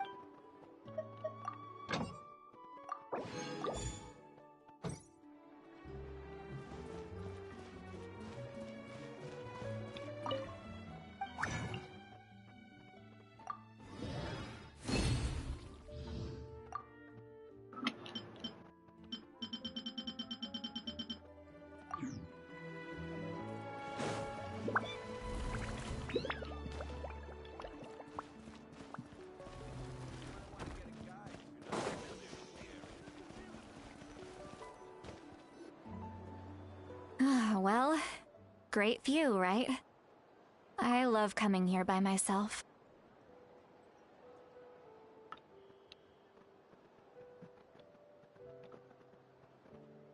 Wow, it's beautiful!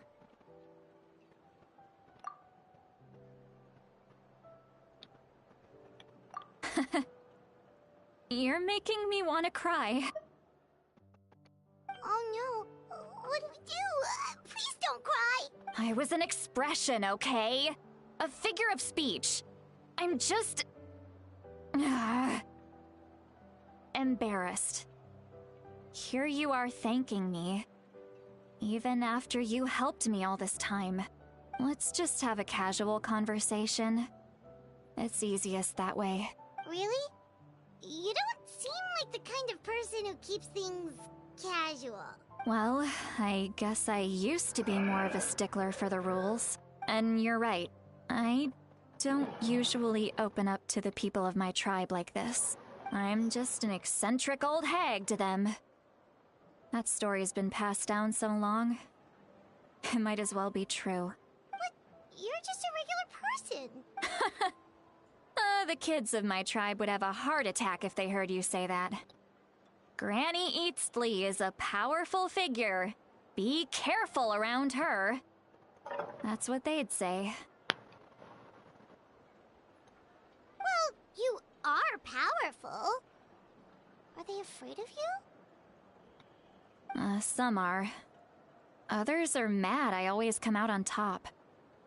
A few decades like that, and people stop knowing how to deal with you. What about you? Are you scared of me? We don't find you scary at all. Huh. That's because you're not from my tribe. You don't know how many delusions of grandeur I've destroyed just by existing. I make people realize that no matter how hard they work, they'll never become a living legend like me. Oh, not to brag or anything. Maybe it's hard to believe. Just pretend I never said anything. We believe you. Shilonen has full faith in your abilities, and Auroran didn't seem scared of you. He thinks of you as his granny, right? Yes, but Auroran's a special case. Mawika already told you about her plan. And you've given so much help to Auroran and me. You deserve to learn the full truth. Auroran's not like other people. As I mentioned, he was abandoned as a child. The reason being, his soul is incomplete. The Masters of the Nightwind view this as a bad omen, capable of bringing about illness and misfortune. No one knows who his parents were. He was just left on a rock in the wilderness. It's a miracle he wasn't devoured by some wild beast. The Masters of the Nightwind believe they can see human souls. And in Auroran's incomplete soul, they saw a possibility for Natlan. A possibility to turn Auroran into a vessel for lost souls. The ceremony would allow lost souls to gather within him. Auroran would then be sent to the Night Kingdom to return the souls to their rightful place, strengthening the ley lines and completing the ceremony. Wait, that doesn't sound right. Now you see the problem. When damage occurs to the Night Kingdom, the souls held within disperse and remain adrift, unable to find a way back to the ley lines. This loss of souls damages the Night Kingdom even further. The ceremony can send back countless souls at once, which would benefit the Night Kingdom and the souls themselves. Of course, the vessel, Auroran, would be sacrificed in the process. I wasn't surprised the chief at the time came up with the plan. The ley lines were already in a terrible state. A suitable candidate for the ceremony appears, and now you have the chance to make things better. Of course you're going to take it. When the chief asked for my opinion, I didn't give my approval, but I didn't object either. So they went ahead with the ceremony. It failed, and Auroran escaped with his life. Pathetic, isn't it? By not objecting, I basically gave them the go-ahead.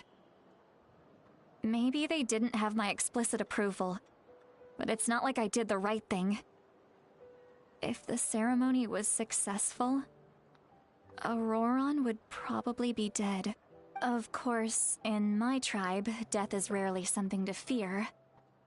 But what kind of message would we be sending by sentencing a newborn to death? By using a human life as a tool? It's not right. So, when I learned the ceremony had failed, I was ashamed by my inaction, and absolutely relieved by the result. The plan was never a secret. Or, I guess I should say, there was no point to keeping it a secret. A simple investigation from Auroron would reveal everything. Everyone thought he would be happy he survived. And he never really said anything to the contrary.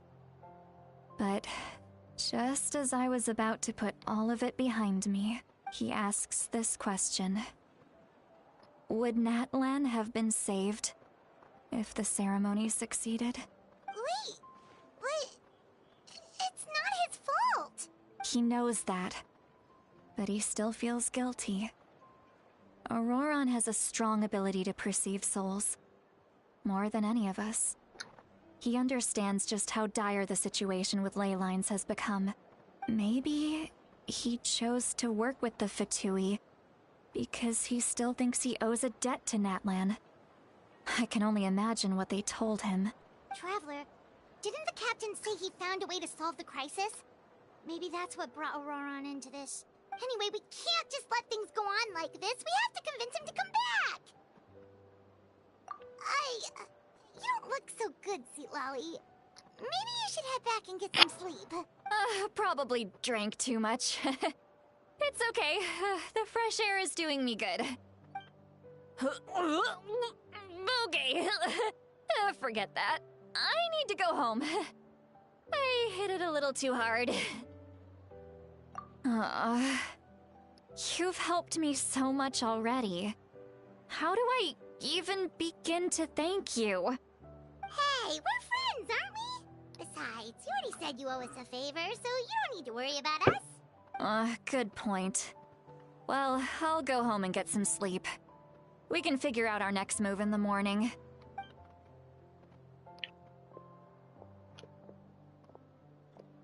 Friends. I like the sound of that.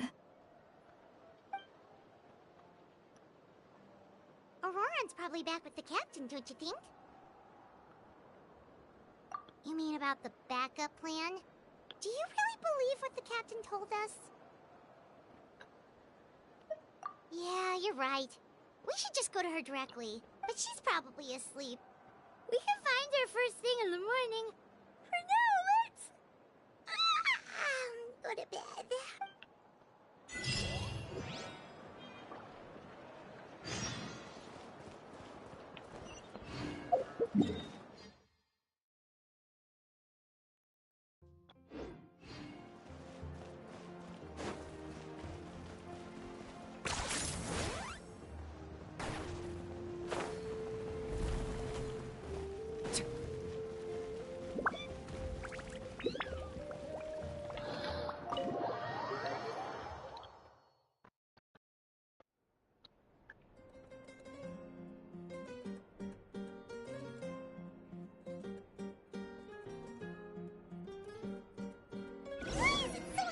Outside. Pirates still half asleep. Well, guess we should see what's going on.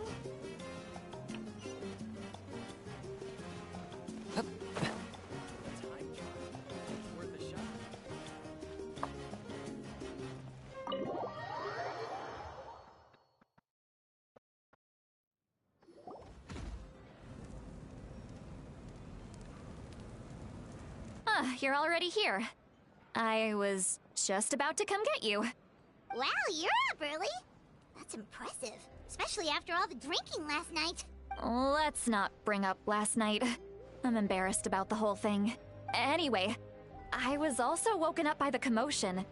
Looks like all the warriors from the stadium are on the move. I heard many areas have been attacked by the Abyss, including the Masters of the Nightwind. I need to head back right away. The Abyss attacked again? Are you sure you can handle it on your own? Do you need our help? I'll be fine. We also have the support of the warriors stationed at the various outposts. Given the quick response, things shouldn't get too serious. The stadium could always use more manpower, so you should join the forces here. I'm done making excuses for him. He's not a child anymore. He needs to take responsibility for his actions. I was the one who vouched for him, so I need to report back to the Speaker's Chamber. I'll accept however they choose to handle the situation. But I should be able to convince them to let me go back to my tribe first to deal with the attack. As for the ancient name, once we handle this crisis, I'll talk to Shilonen right away. Don't worry. I never forget a promise to a friend. Thank you. Alright, I need to start heading back. She left in a hurry. The situation must be really serious. Looks like a lot of people are heading to the stadium. Let's see what's going on.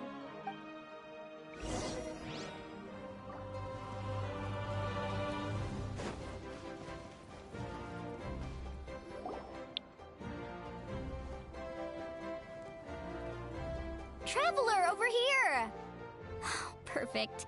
Our star Outlander has appeared. Oh, you're all here! But, what's with the whole Star Outlander thing? Just my way of saying how awesome you are. We've got a real emergency on our hands, so this is the perfect time for you to show off your skills. Alright, but can we get a quick rundown of the situation first? The Abyss suddenly attacked the Collective of Plenty, the Masters of the Nightwind, the Children of Echoes, and a number of our camps and outposts in the wild. Yes, and the attacks are increasing in frequency. The tribes have plenty of defenses, so they're safe for now, but I can't say the same for the adventurers and merchants stuck in the wild. Chaska and I have been searching for survivors and treating the wounded. We just got back, but we need to head out again soon. I plan on heading back to the Collective of Plenty, just in case my tribe needs me. What about you, Mualani? Where are you gonna go? I'll go help the Children of Echoes. They're the closest, so I can start fighting right away. What about you guys? We could go together.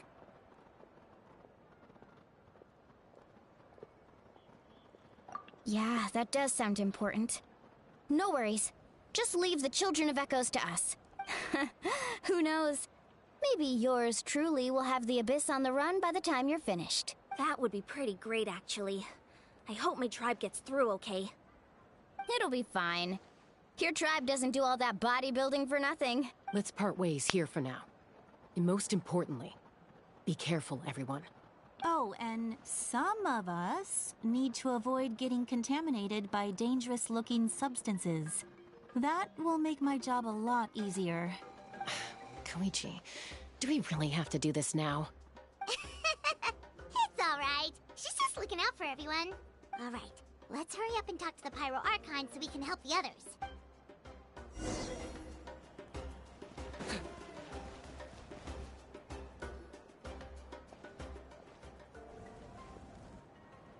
Oh, it's you two.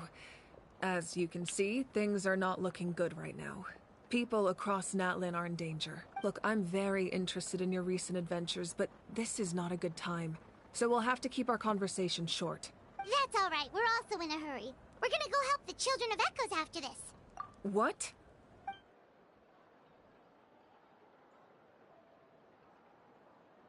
So he thinks my plan is too risky. He thinks I'm being stubborn. I shouldn't underestimate the Fatui's ability to gather intelligence. The Gnosis does have that function. But there's more to the story. I will answer you honestly, but you must help me keep this a secret. I can use the power of the Gnosis to save Natlan, but it comes at a heavy price. The Gnosis would drain all the souls and memories from the Night Kingdom and weave them into a giant net, which would surround the ley lines and protect them against abyssal corrosion. Wait, you can use souls to weave a net? But does that mean... Yes.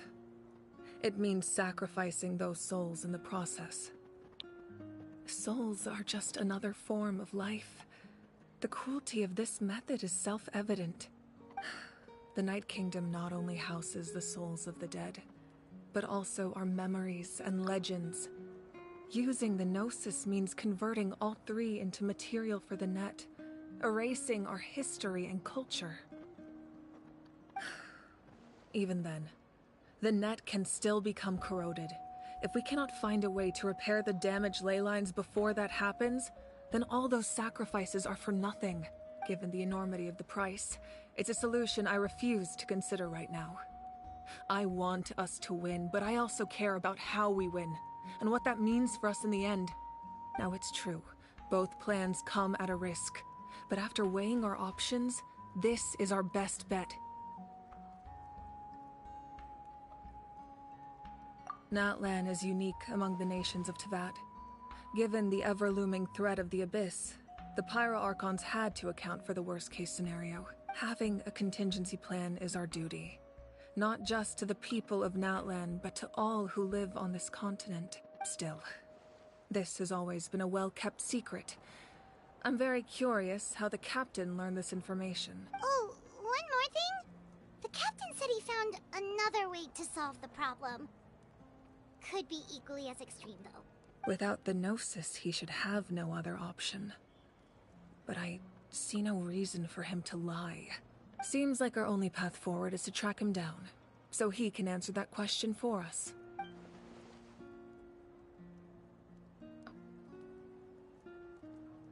Judging by your expression, you must have doubted me, even if just for a second. Not even a little! We would never— Wait, what are you talking about, Traveler? Just as expected. I appreciate your sincerity. Maybe it was out of caution, anxiety, or simple curiosity, but know this. No matter what, our goal remains the same. We both want to save the people of this land. So now that you have your answer, do you still doubt me? You scared Paimon. You've really got a lot of guts, Traveler. That's a good thing. Oh, and feel free to call me Mawika. It's what all my friends call me, and I like it that way. As for the captain, the intelligence officers we assigned to the Fatui should be back soon. We'll get our answer then. That's great! Sounds like we just have to wait a little longer. Not just yet. Even though the Abyss is attacking several locations at once, I'm confident the warriors stationed in those areas can handle it. Don't worry. I just need to finish coordinating our available manpower, then I'll take a small team to handle the difficult locations. Wait, you're going to fight in person? Didn't you give up your power? That's true. I'm far less powerful than a god in my current state. But don't forget, I was an experienced and powerful warrior before I ever became the Pyro Archon. No matter how you look at it, my duty is on the front lines. Oh, now you doubt my strength. That hurts, Traveler. If we had time to spar, you might think otherwise. Anyway, even if we respond to these threats in time, it's not a permanent solution in the long run. I've considered moving my people to other nations, but given their close connection to the Night Kingdom, a forced evacuation would have devastating consequences. I've told the chiefs of each tribe to strengthen their defenses and advise people against leaving their settlements. Now, I just need to find the right time to disclose the true nature of the crisis to the people of Natlan. Paimon's a little worried about how people will react. Yes, but that won't be the only response. In any case, that's for me to worry about. I'll let you know when we have more information on the captain. Alright, we should head out. Maybe we can join up with Moani. She can't be too far ahead. No need to worry about me.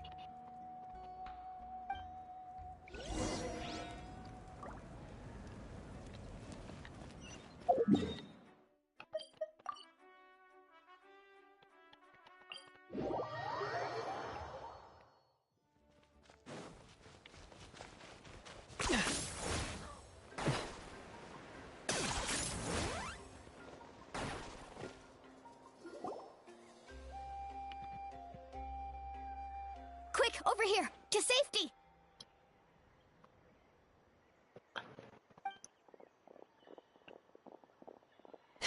Kachina, how many people do you have left?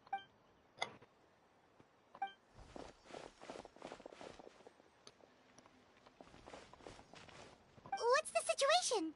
There's a trapped caravan that needs our help. We need to rescue them as soon as possible. We'll go together.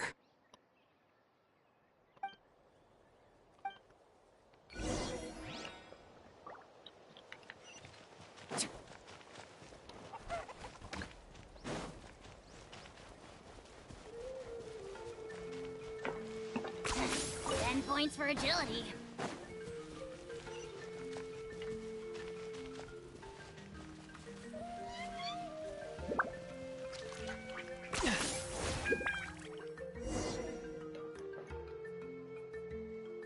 Stay safe. We've got this.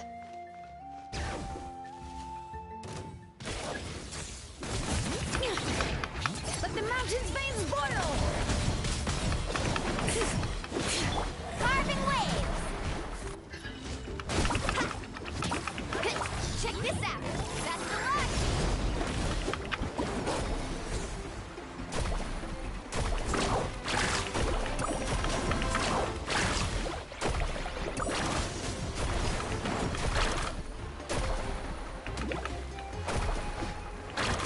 Right here! Get back!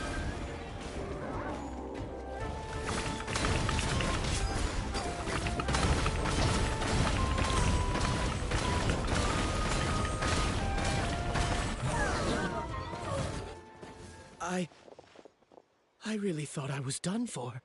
I can't thank you enough. Don't worry about it. We're just glad you're okay. Let's see.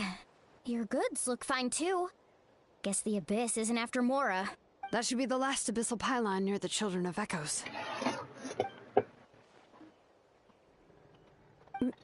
By the way, where's Lolly?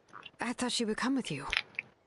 The Masters of the Night Wind also got attacked, so she went back to help her tribe. She said we can deal with the ancient name later. Yeah, that makes sense. The attacks are more urgent. All right, this isn't a good place to talk. Let's head back to the tribe.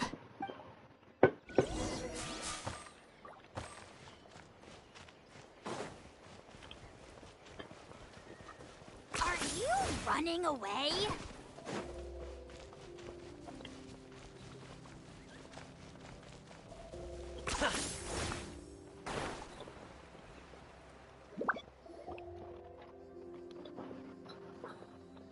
Looks like a few people were hurt after all. Oh, I should have got here sooner. The Abyss threw a lot at us at once. I rushed out as soon as I heard the alarm, and there were already so many monsters. Before long, Kachina brought over a whole group of warriors, and just like that, we destroyed several pylons as a team.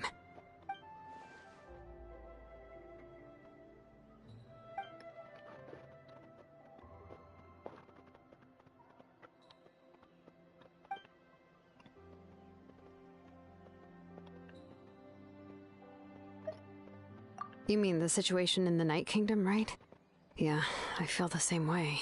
We've managed to keep it a secret all this time, but more and more people are realizing something's wrong. It's impossible not to feel anxious when things are getting worse by the second, and all we can do is wait.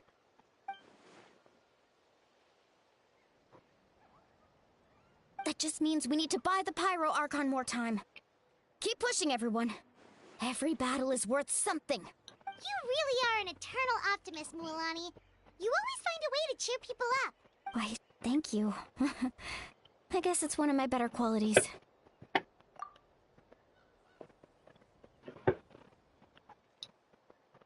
So, specifics aside, the Pyro Archon confirmed the Gnosis can resolve the crisis, but it comes at a huge price. And somehow the captain finds out about it, goes to fight the Pyro Archon, and calls her out for having a solution but refusing to use it. Honestly, if he has the same information as us, I can't really blame him.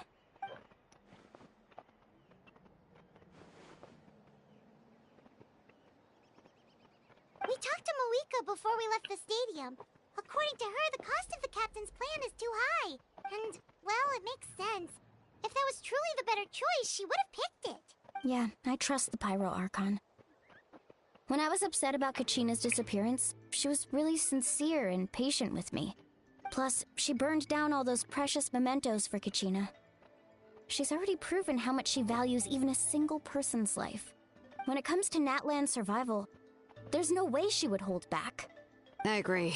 Maybe the captain weighed the costs and came to his own conclusion, but I'm sure we have different priorities. Life is important, but so are history and memory.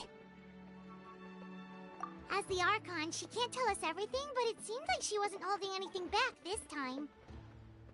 The next question is, if the captain found a new way to save Natlan, how come the Pyro Archon has never heard of it?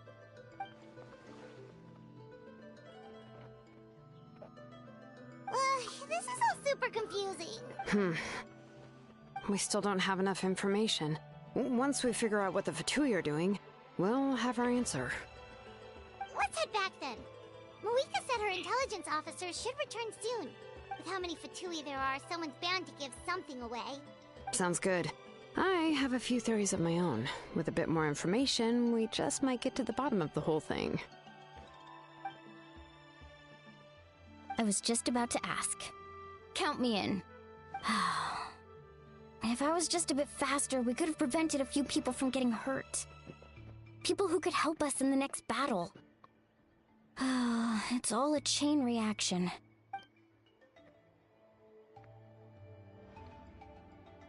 Registered? Nah. I'll just follow you around. You know, go where you go, do what you do. You got it.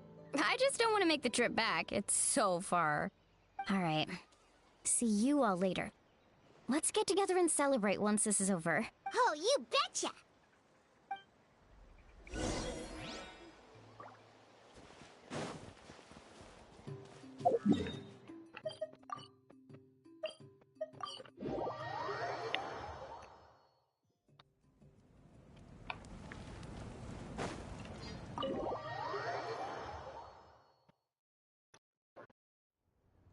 Marika!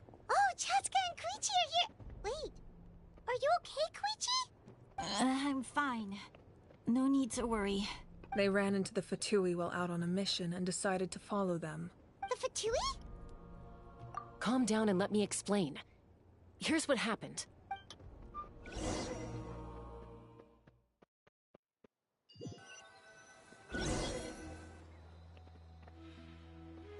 Watch out. It's the Fatui. Were they attacked by the Abyss? No, wait. It looks like they're protecting a group of travelers. Over there. Do you see? You're right. That's a traveling group from Natlan. Could they be trading for something? Let's keep observing for now. We're glad you're okay. Given the appearance of abyss monsters all over Natlan, you should cancel your journey and seek shelter at the stadium or one of the tribes. Thank you so much. I wish there was something we could give you. We don't expect anything in return. We were out on a mission and saw you being attacked. It was our decision to help. If you truly wish to repay the favor, you can keep this a secret. If anyone asks, just say you were saved by warriors from Natlan. Oh, okay. We can do that. We're not asking you to cover up our activities. We haven't done anything illegal. Our captain simply wishes to remain undisturbed.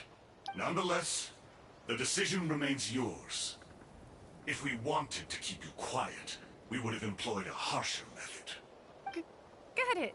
We'll get going now. Did you hear that? They mentioned a captain.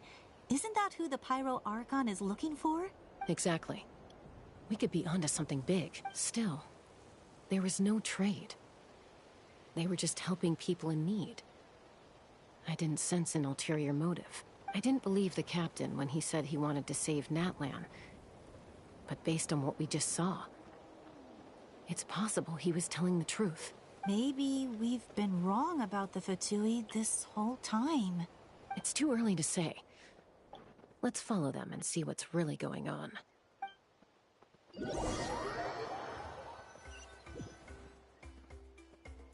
So this is where they were headed. Looks tricky. It's heavily guarded on all sides.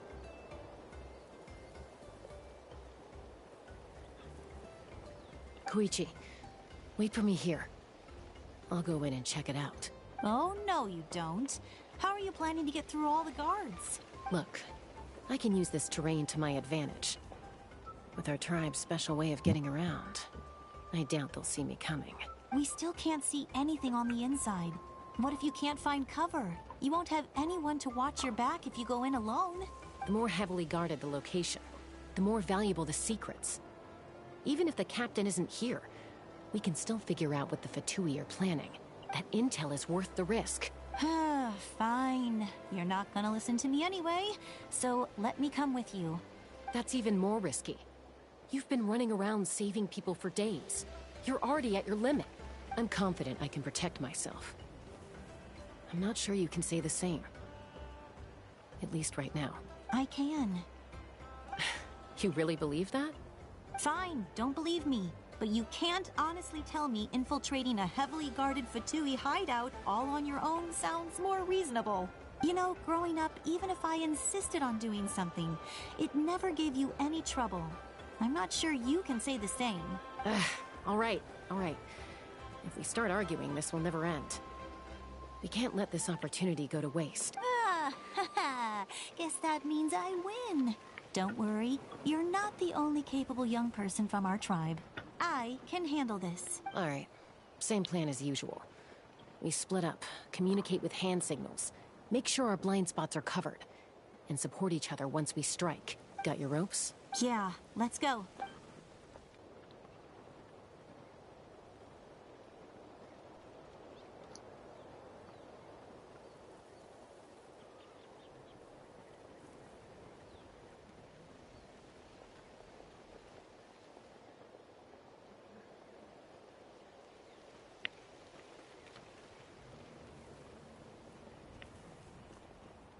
The Fatui have eyes all over this place. I should wait for Koichi's signal.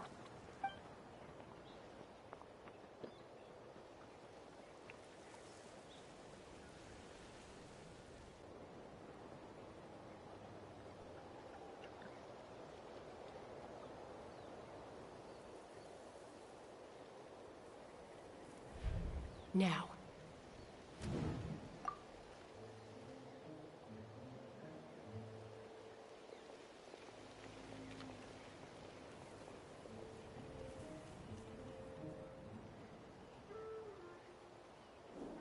Not sure how many chances I'm gonna get.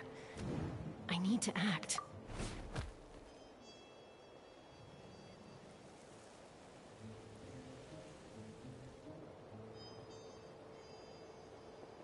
Good. I made it without getting caught. I should get to that platform over there. But it's guarded by the Fatui. Koichi should have line of sight. I'll wait for her signal.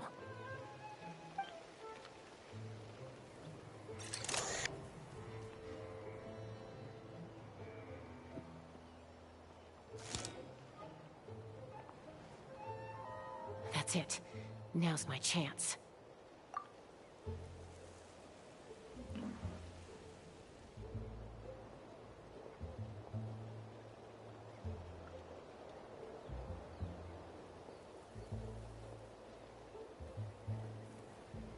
It's no use staying in one place. I should keep moving. Looks like Chaska is helping me by keeping an eye on the Fatui movements. I'll wait for her signal.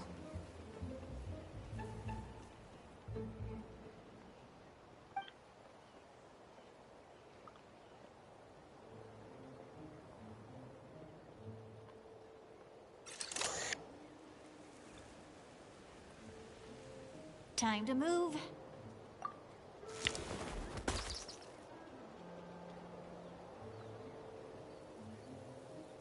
Whew. That was close. Almost got caught. Probably can't make it over in one go. I'll wait for my next chance. Now's my chance.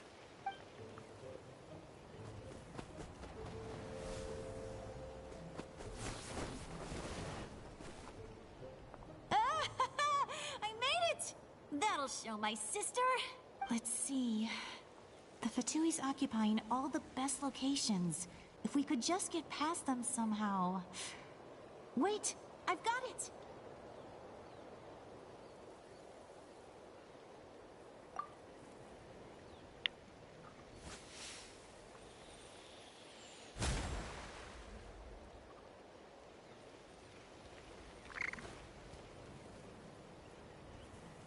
Huh? What's that noise? Did something explode? Oh, it stings! What the heck is that? What do you think you're doing? I could ask you the same thing! Good, they're arguing. Looks like they just needed an excuse. They've probably had enough of this job already. The people on the hill over there left to help their comrades. This is our chance.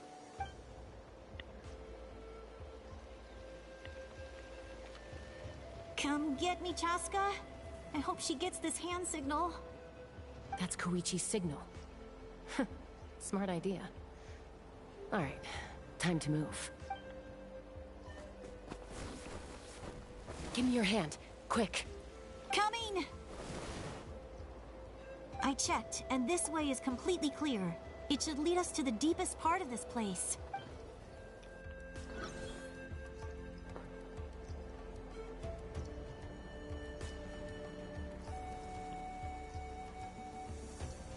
Well, I was pretty helpful, right? You know, everyone usually jumps at the chance to work with me. Not my own sister, though. No, she avoids me like her life depends on it. I was wrong, Koichi. You've done well. Wait, you're just gonna admit it? Now I look like the mean one. Let's focus on the task at hand. We're in the heart of enemy territory. The more time we waste, the more dangerous this becomes. All right. If you're not gonna take the bait, then I'll drop it. Looks like the Fatui are here to dig something up. I'm surprised they mobilized this many people. I doubt it's because they're interested in our culture and history. It seems like they're looking for a dragon relic called the Source Mechanism. The device is ancient. Barely any information survives to this day. And even people from Natlan don't know how to use it. Why would this be the Fatui's target? Not bad. Looks like it's in good shape. This should be what our Lord's looking for. Took us long enough. Come on, let's get this thing back. Back? Back where? Should we keep following? You really want to keep going? Of course. We make a good team, don't you think? No reason to stop now. What was that sound? Uh-oh. We've been spotted. Time to go. Falling rock incoming! Watch out for your gadget! What? You'll regret that! After them!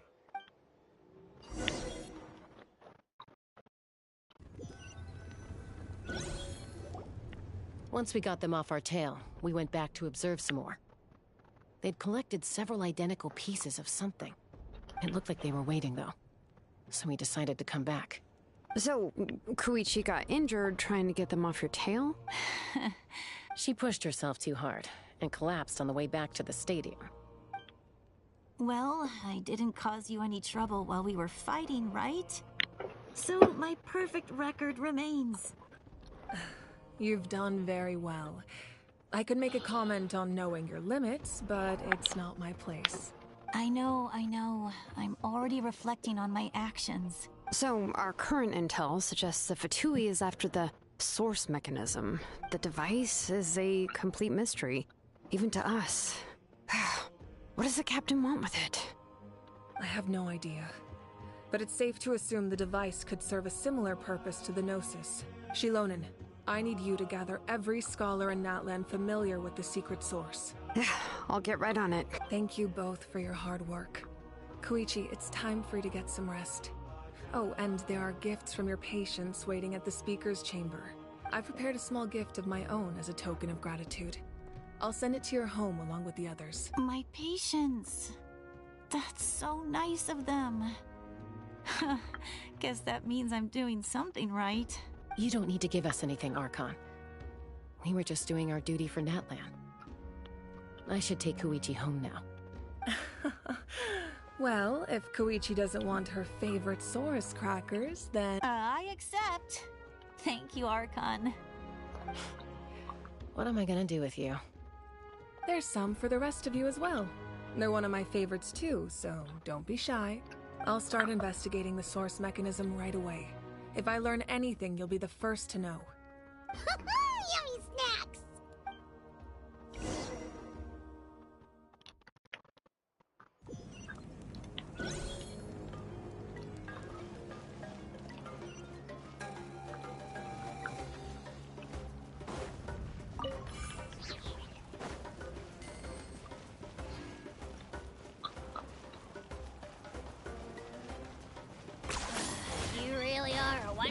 down to you now.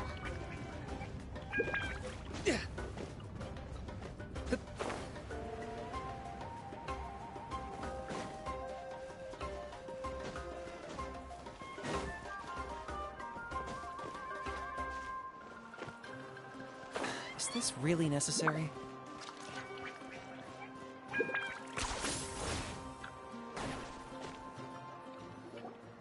What's next for you two?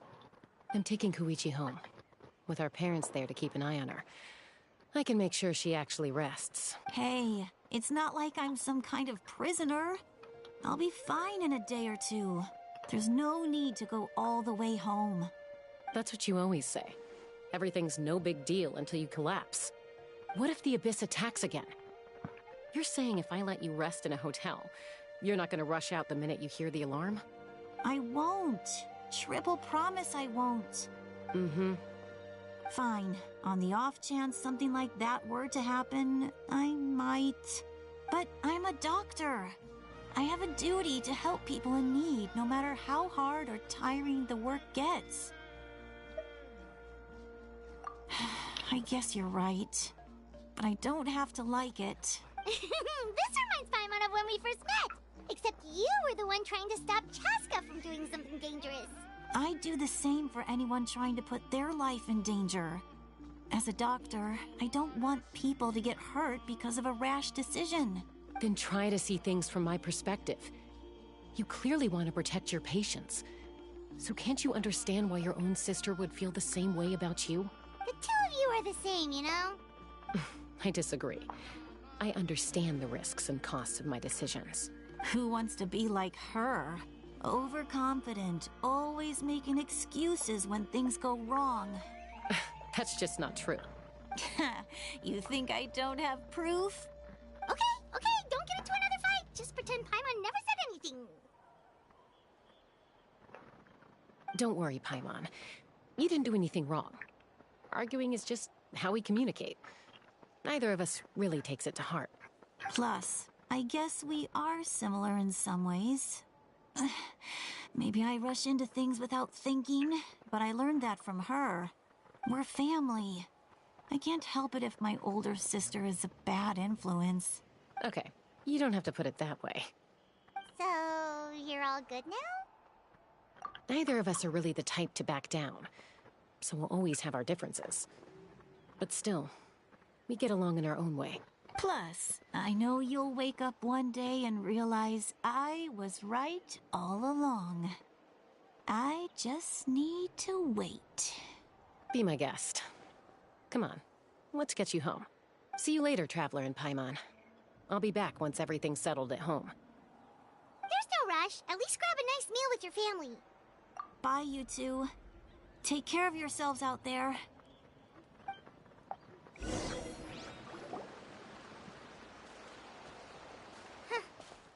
two will probably make up for real at some point, right? Well, we've learned a lot. Let's go over everything that we know so far.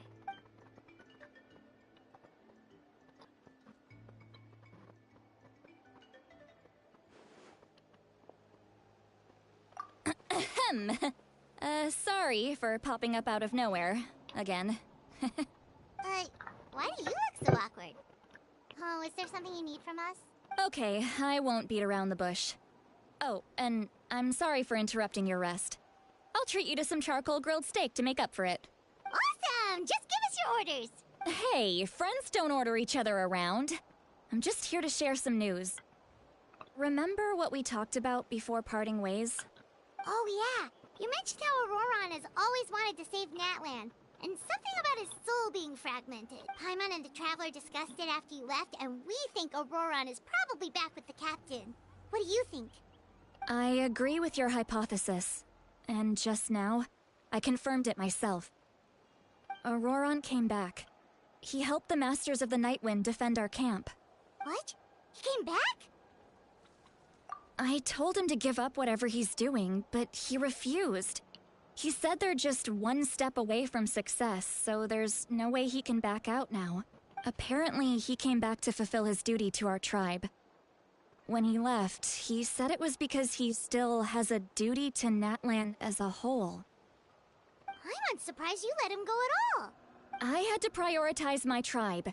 Besides, the situation was intense. I couldn't focus on outside and inside threats at the same time. Plus, he was on guard.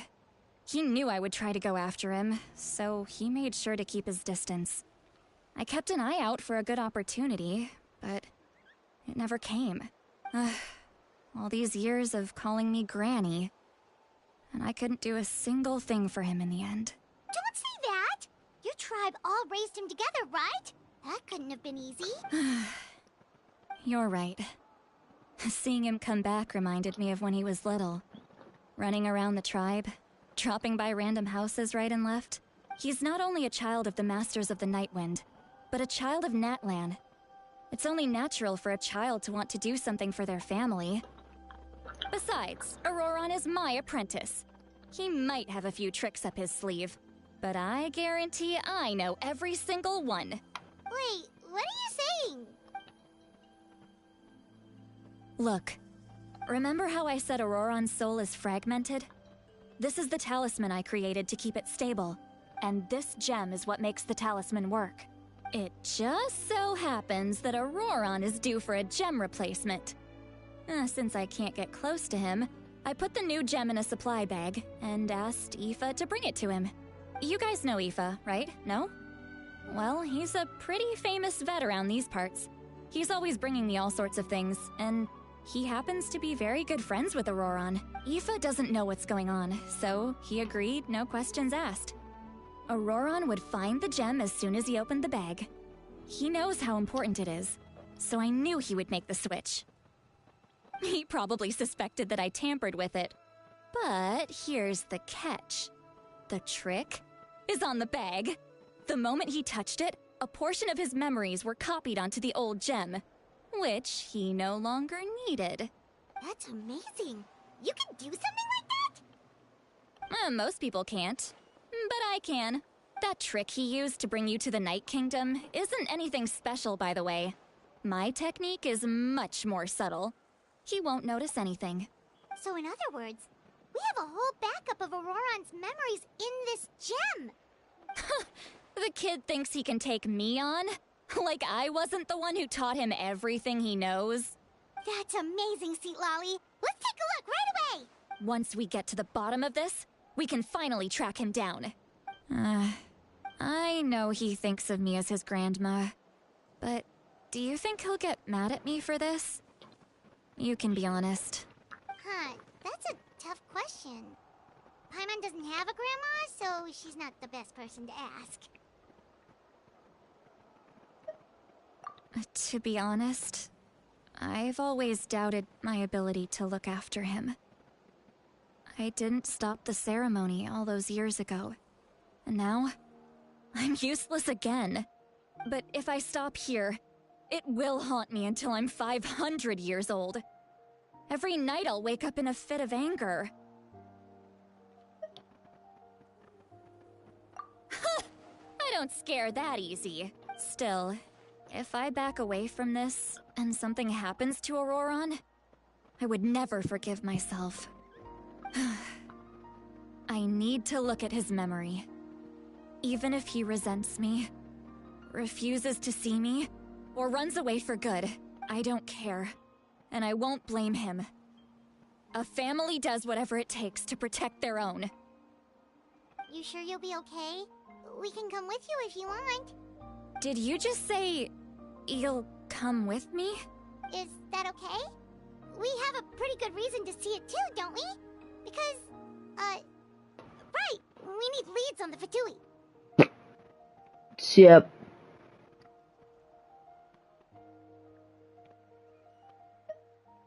What do you mean, no? Really mean it? Fine, you can come. Just promise me you'll see this through. No backing out. Got it? I can tell. Don't worry, we're professional adventurers. Then I place my trust in your professionalism.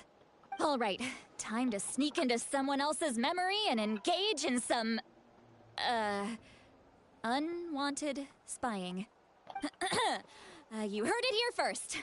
I wouldn't be doing this if I had any other choice. Are you ready?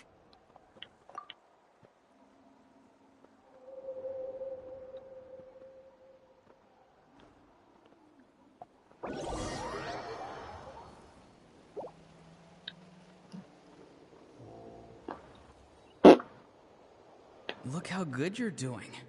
You'll grow into nice big radishes in the future. Uh-huh. And you? Aoife says you're taking up too much space, but I think you're a good tree. What do you think? Mm-hmm. Hey! How's it going, Auroron? Good.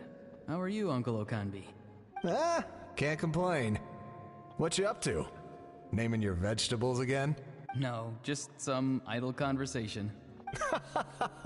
Sounds fascinating. What did they say? They told me you were coming and that you would take some produce with you. Ha! Only if you're offering. By the way, I ran into Aoife yesterday. He told me Chaska's still foster a saurian at his streaming place. some of the Said the story. thing trampled over a part of your radish garden. I hope you two didn't get into a huge fight. I finished the event one, and now I'm looking through Orion's memories. And now he's talking to Obi-Wan Kenobi. Yeah. But they call him Okanbi.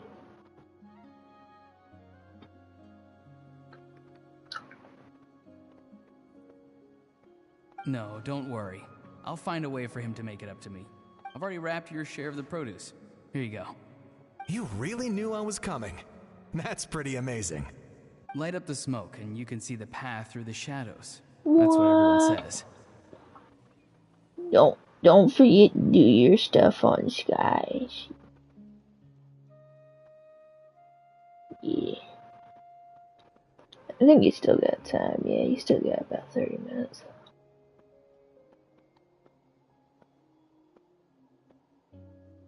Hey, have you seen that strange group of people that just appeared out of nowhere? Appeared out of nowhere? I don't think so. It's the Fatui. Their leader seems like a big deal. Good boy. He didn't bring many men with him, but they're all elite warriors. It seems like they're looking for someone, but I wouldn't go around asking too many questions. If you run into them, be careful.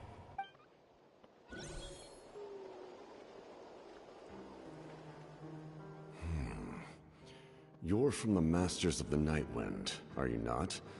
Why do you live here alone? I enjoy living by myself out in the wild. I guess you're from the Fatui, the one everyone's calling a big deal.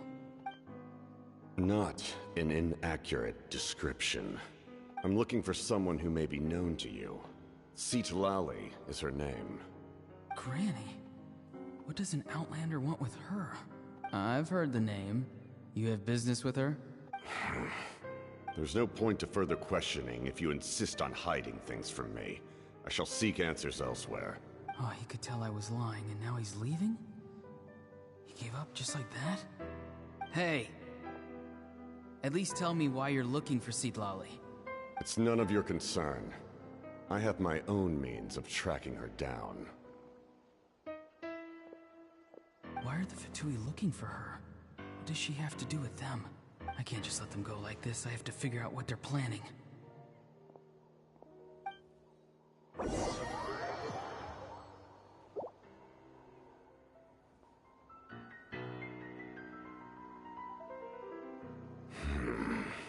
I've just been studying the ley lines and asking for leads on Granny. I can definitely rule out some sort of invasion. The situation has seen no true improvement. The Pyro Archon did not fulfill her promise. My lord! Ignore him. He is no threat. He knows I'm following him, but he doesn't seem to care. He's strong, I can tell. But there's something unusual about him and also familiar in some way. I can't describe it. What is it? My lord, I feel dizzy. A ley line disturbance. Certain presences have been forced to wander outside their rightful realm.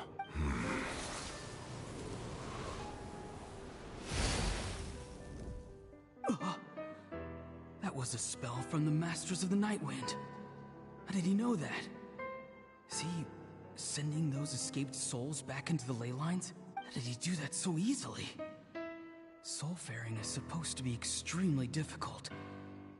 This could be related to why he's searching for Granny. I feel much better. Thank you, my lord.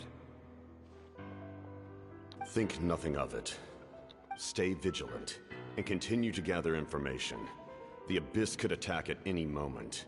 If you notice any irregularities, assume drill formation and be prepared to fight. However, there's no reason to over-engage. Information is our first priority. Yes, sir. Why are the Fatui fighting against the Abyss? Do they really mean us no harm?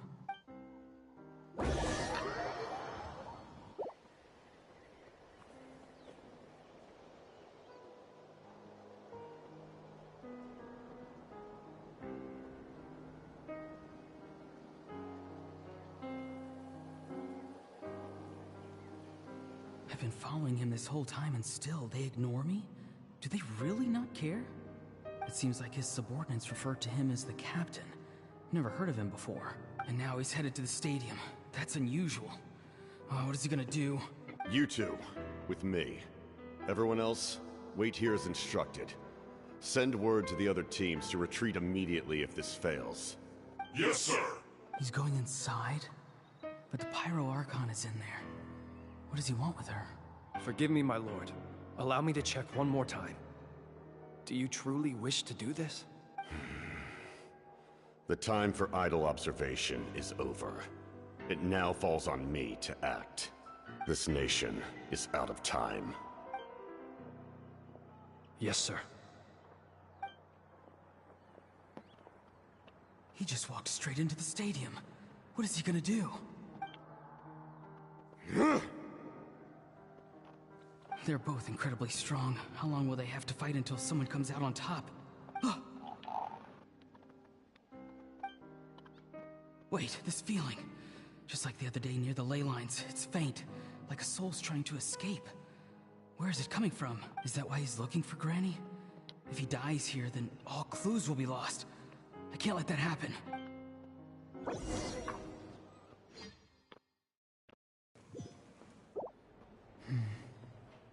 As for you, I must confess, I did not expect that little trick of yours to save the day. No matter how dense the fog, as long as the sun remains, we cannot turn day into night. She could have dispelled it. She simply chose not to. You don't have much time, and you're injured on top of that. What do you plan to do next? I'm beginning to see just how useful you may turn out to be. You heard something from here, didn't you?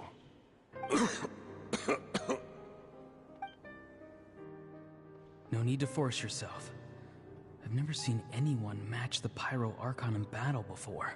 I didn't expect you to intervene at such a critical moment. You know I've been following you. Why didn't you stop me? When walking in the forest, it is only natural to encounter wild beasts. However, not every beast has the courage to come out and bite. And yet, one of those very beasts saved your life. Then speak. What do you want? I didn't save you because I wanted something. My soul is more perceptive than others. I can sense that the ley lines are extremely weak. I don't know what the Pyro Archon is planning. Can she really save us? The questions you asked her just now, well, I've had very similar doubts. So, I felt like I had to help you. So, you can tell the truth. That was quite a reckless decision to make. I'm not sure you realize that. There's no turning back for me now. What I did back there is going to get me in a lot of trouble. You attacked the Pyro Archon in broad daylight, and I used my spell to save you. A single glance was likely all it took for her to recognize my tribe. So, we're in the same boat. You seem to care little for my thoughts on the matter. It's too late for that. Start from the beginning. Why are you looking for Citlali? Do you know her? Explain your relation to her first. I know you two are acquainted.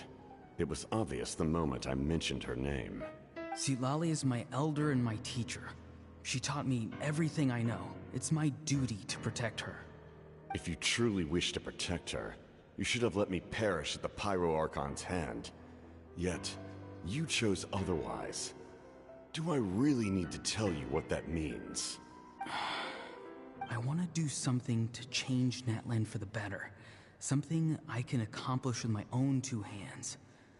You're stranger than anyone I've ever met. But maybe, just maybe, you can show me the way. Strange? DDG stuff. Citlali is said to be the legendary Granny Eastly, someone capable of communicating with the Wyub.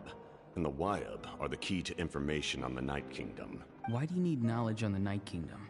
That is not something you need to know. Don't forget, I saved your life. Do you not believe the Fatui capable of betraying a debt? People can lie, but souls cannot. I can tell there's a weight to your soul, a sense of justice. You may not live among your tribe, but you certainly know their tricks. I apologize for my rash judgment. You are more capable than I imagined. Let's go. We'll see if you have what it takes to join my plan.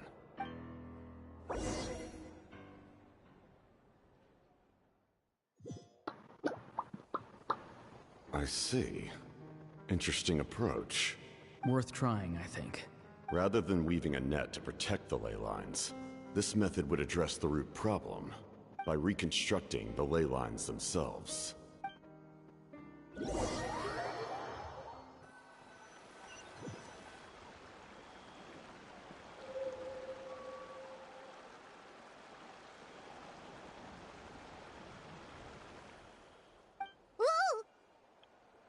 Traveler, Paimon. Are you two alright? Paimon's fine, just, a little dizzy. Of course. I'm so mad at him. After everything, he still can't let go of the past. For some reason, he thinks he owes something to the people who cared for him. Stubborn, self-righteous fool. Where's that gonna get him? Now that he's all grown up, he thinks no one can tell him what to do? He thinks he can just run away whenever he wants. I'll show him. If he tries to run one more time, he's got another thing coming. Maybe stubbornness runs in the family. Like grandmother, like grandson, as they say. Is that supposed to be a compliment? Huh, that kid's got nothing on me. Anyway, back to what we just saw. I don't even know what to make of it. Yeah, the captain seriously wants to reconstruct the ley lines? What does that even mean? Something like the loom of fate, maybe? But how does that help with the abyss? The loom of fate? Oh, it's kind of hard to explain. Basically, it's a device from Conrio that has unbelievable power. Anyway, if he really wants to manipulate the ley lines, everyone in Natlan will be affected. Oh, this is big.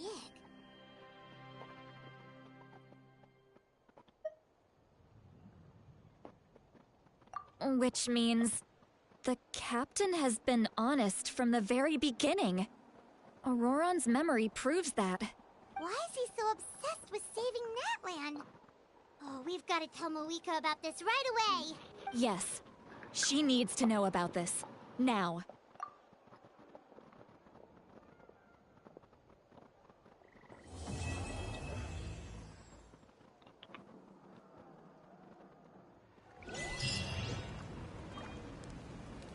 I think I'll leave it at that. And go and show you.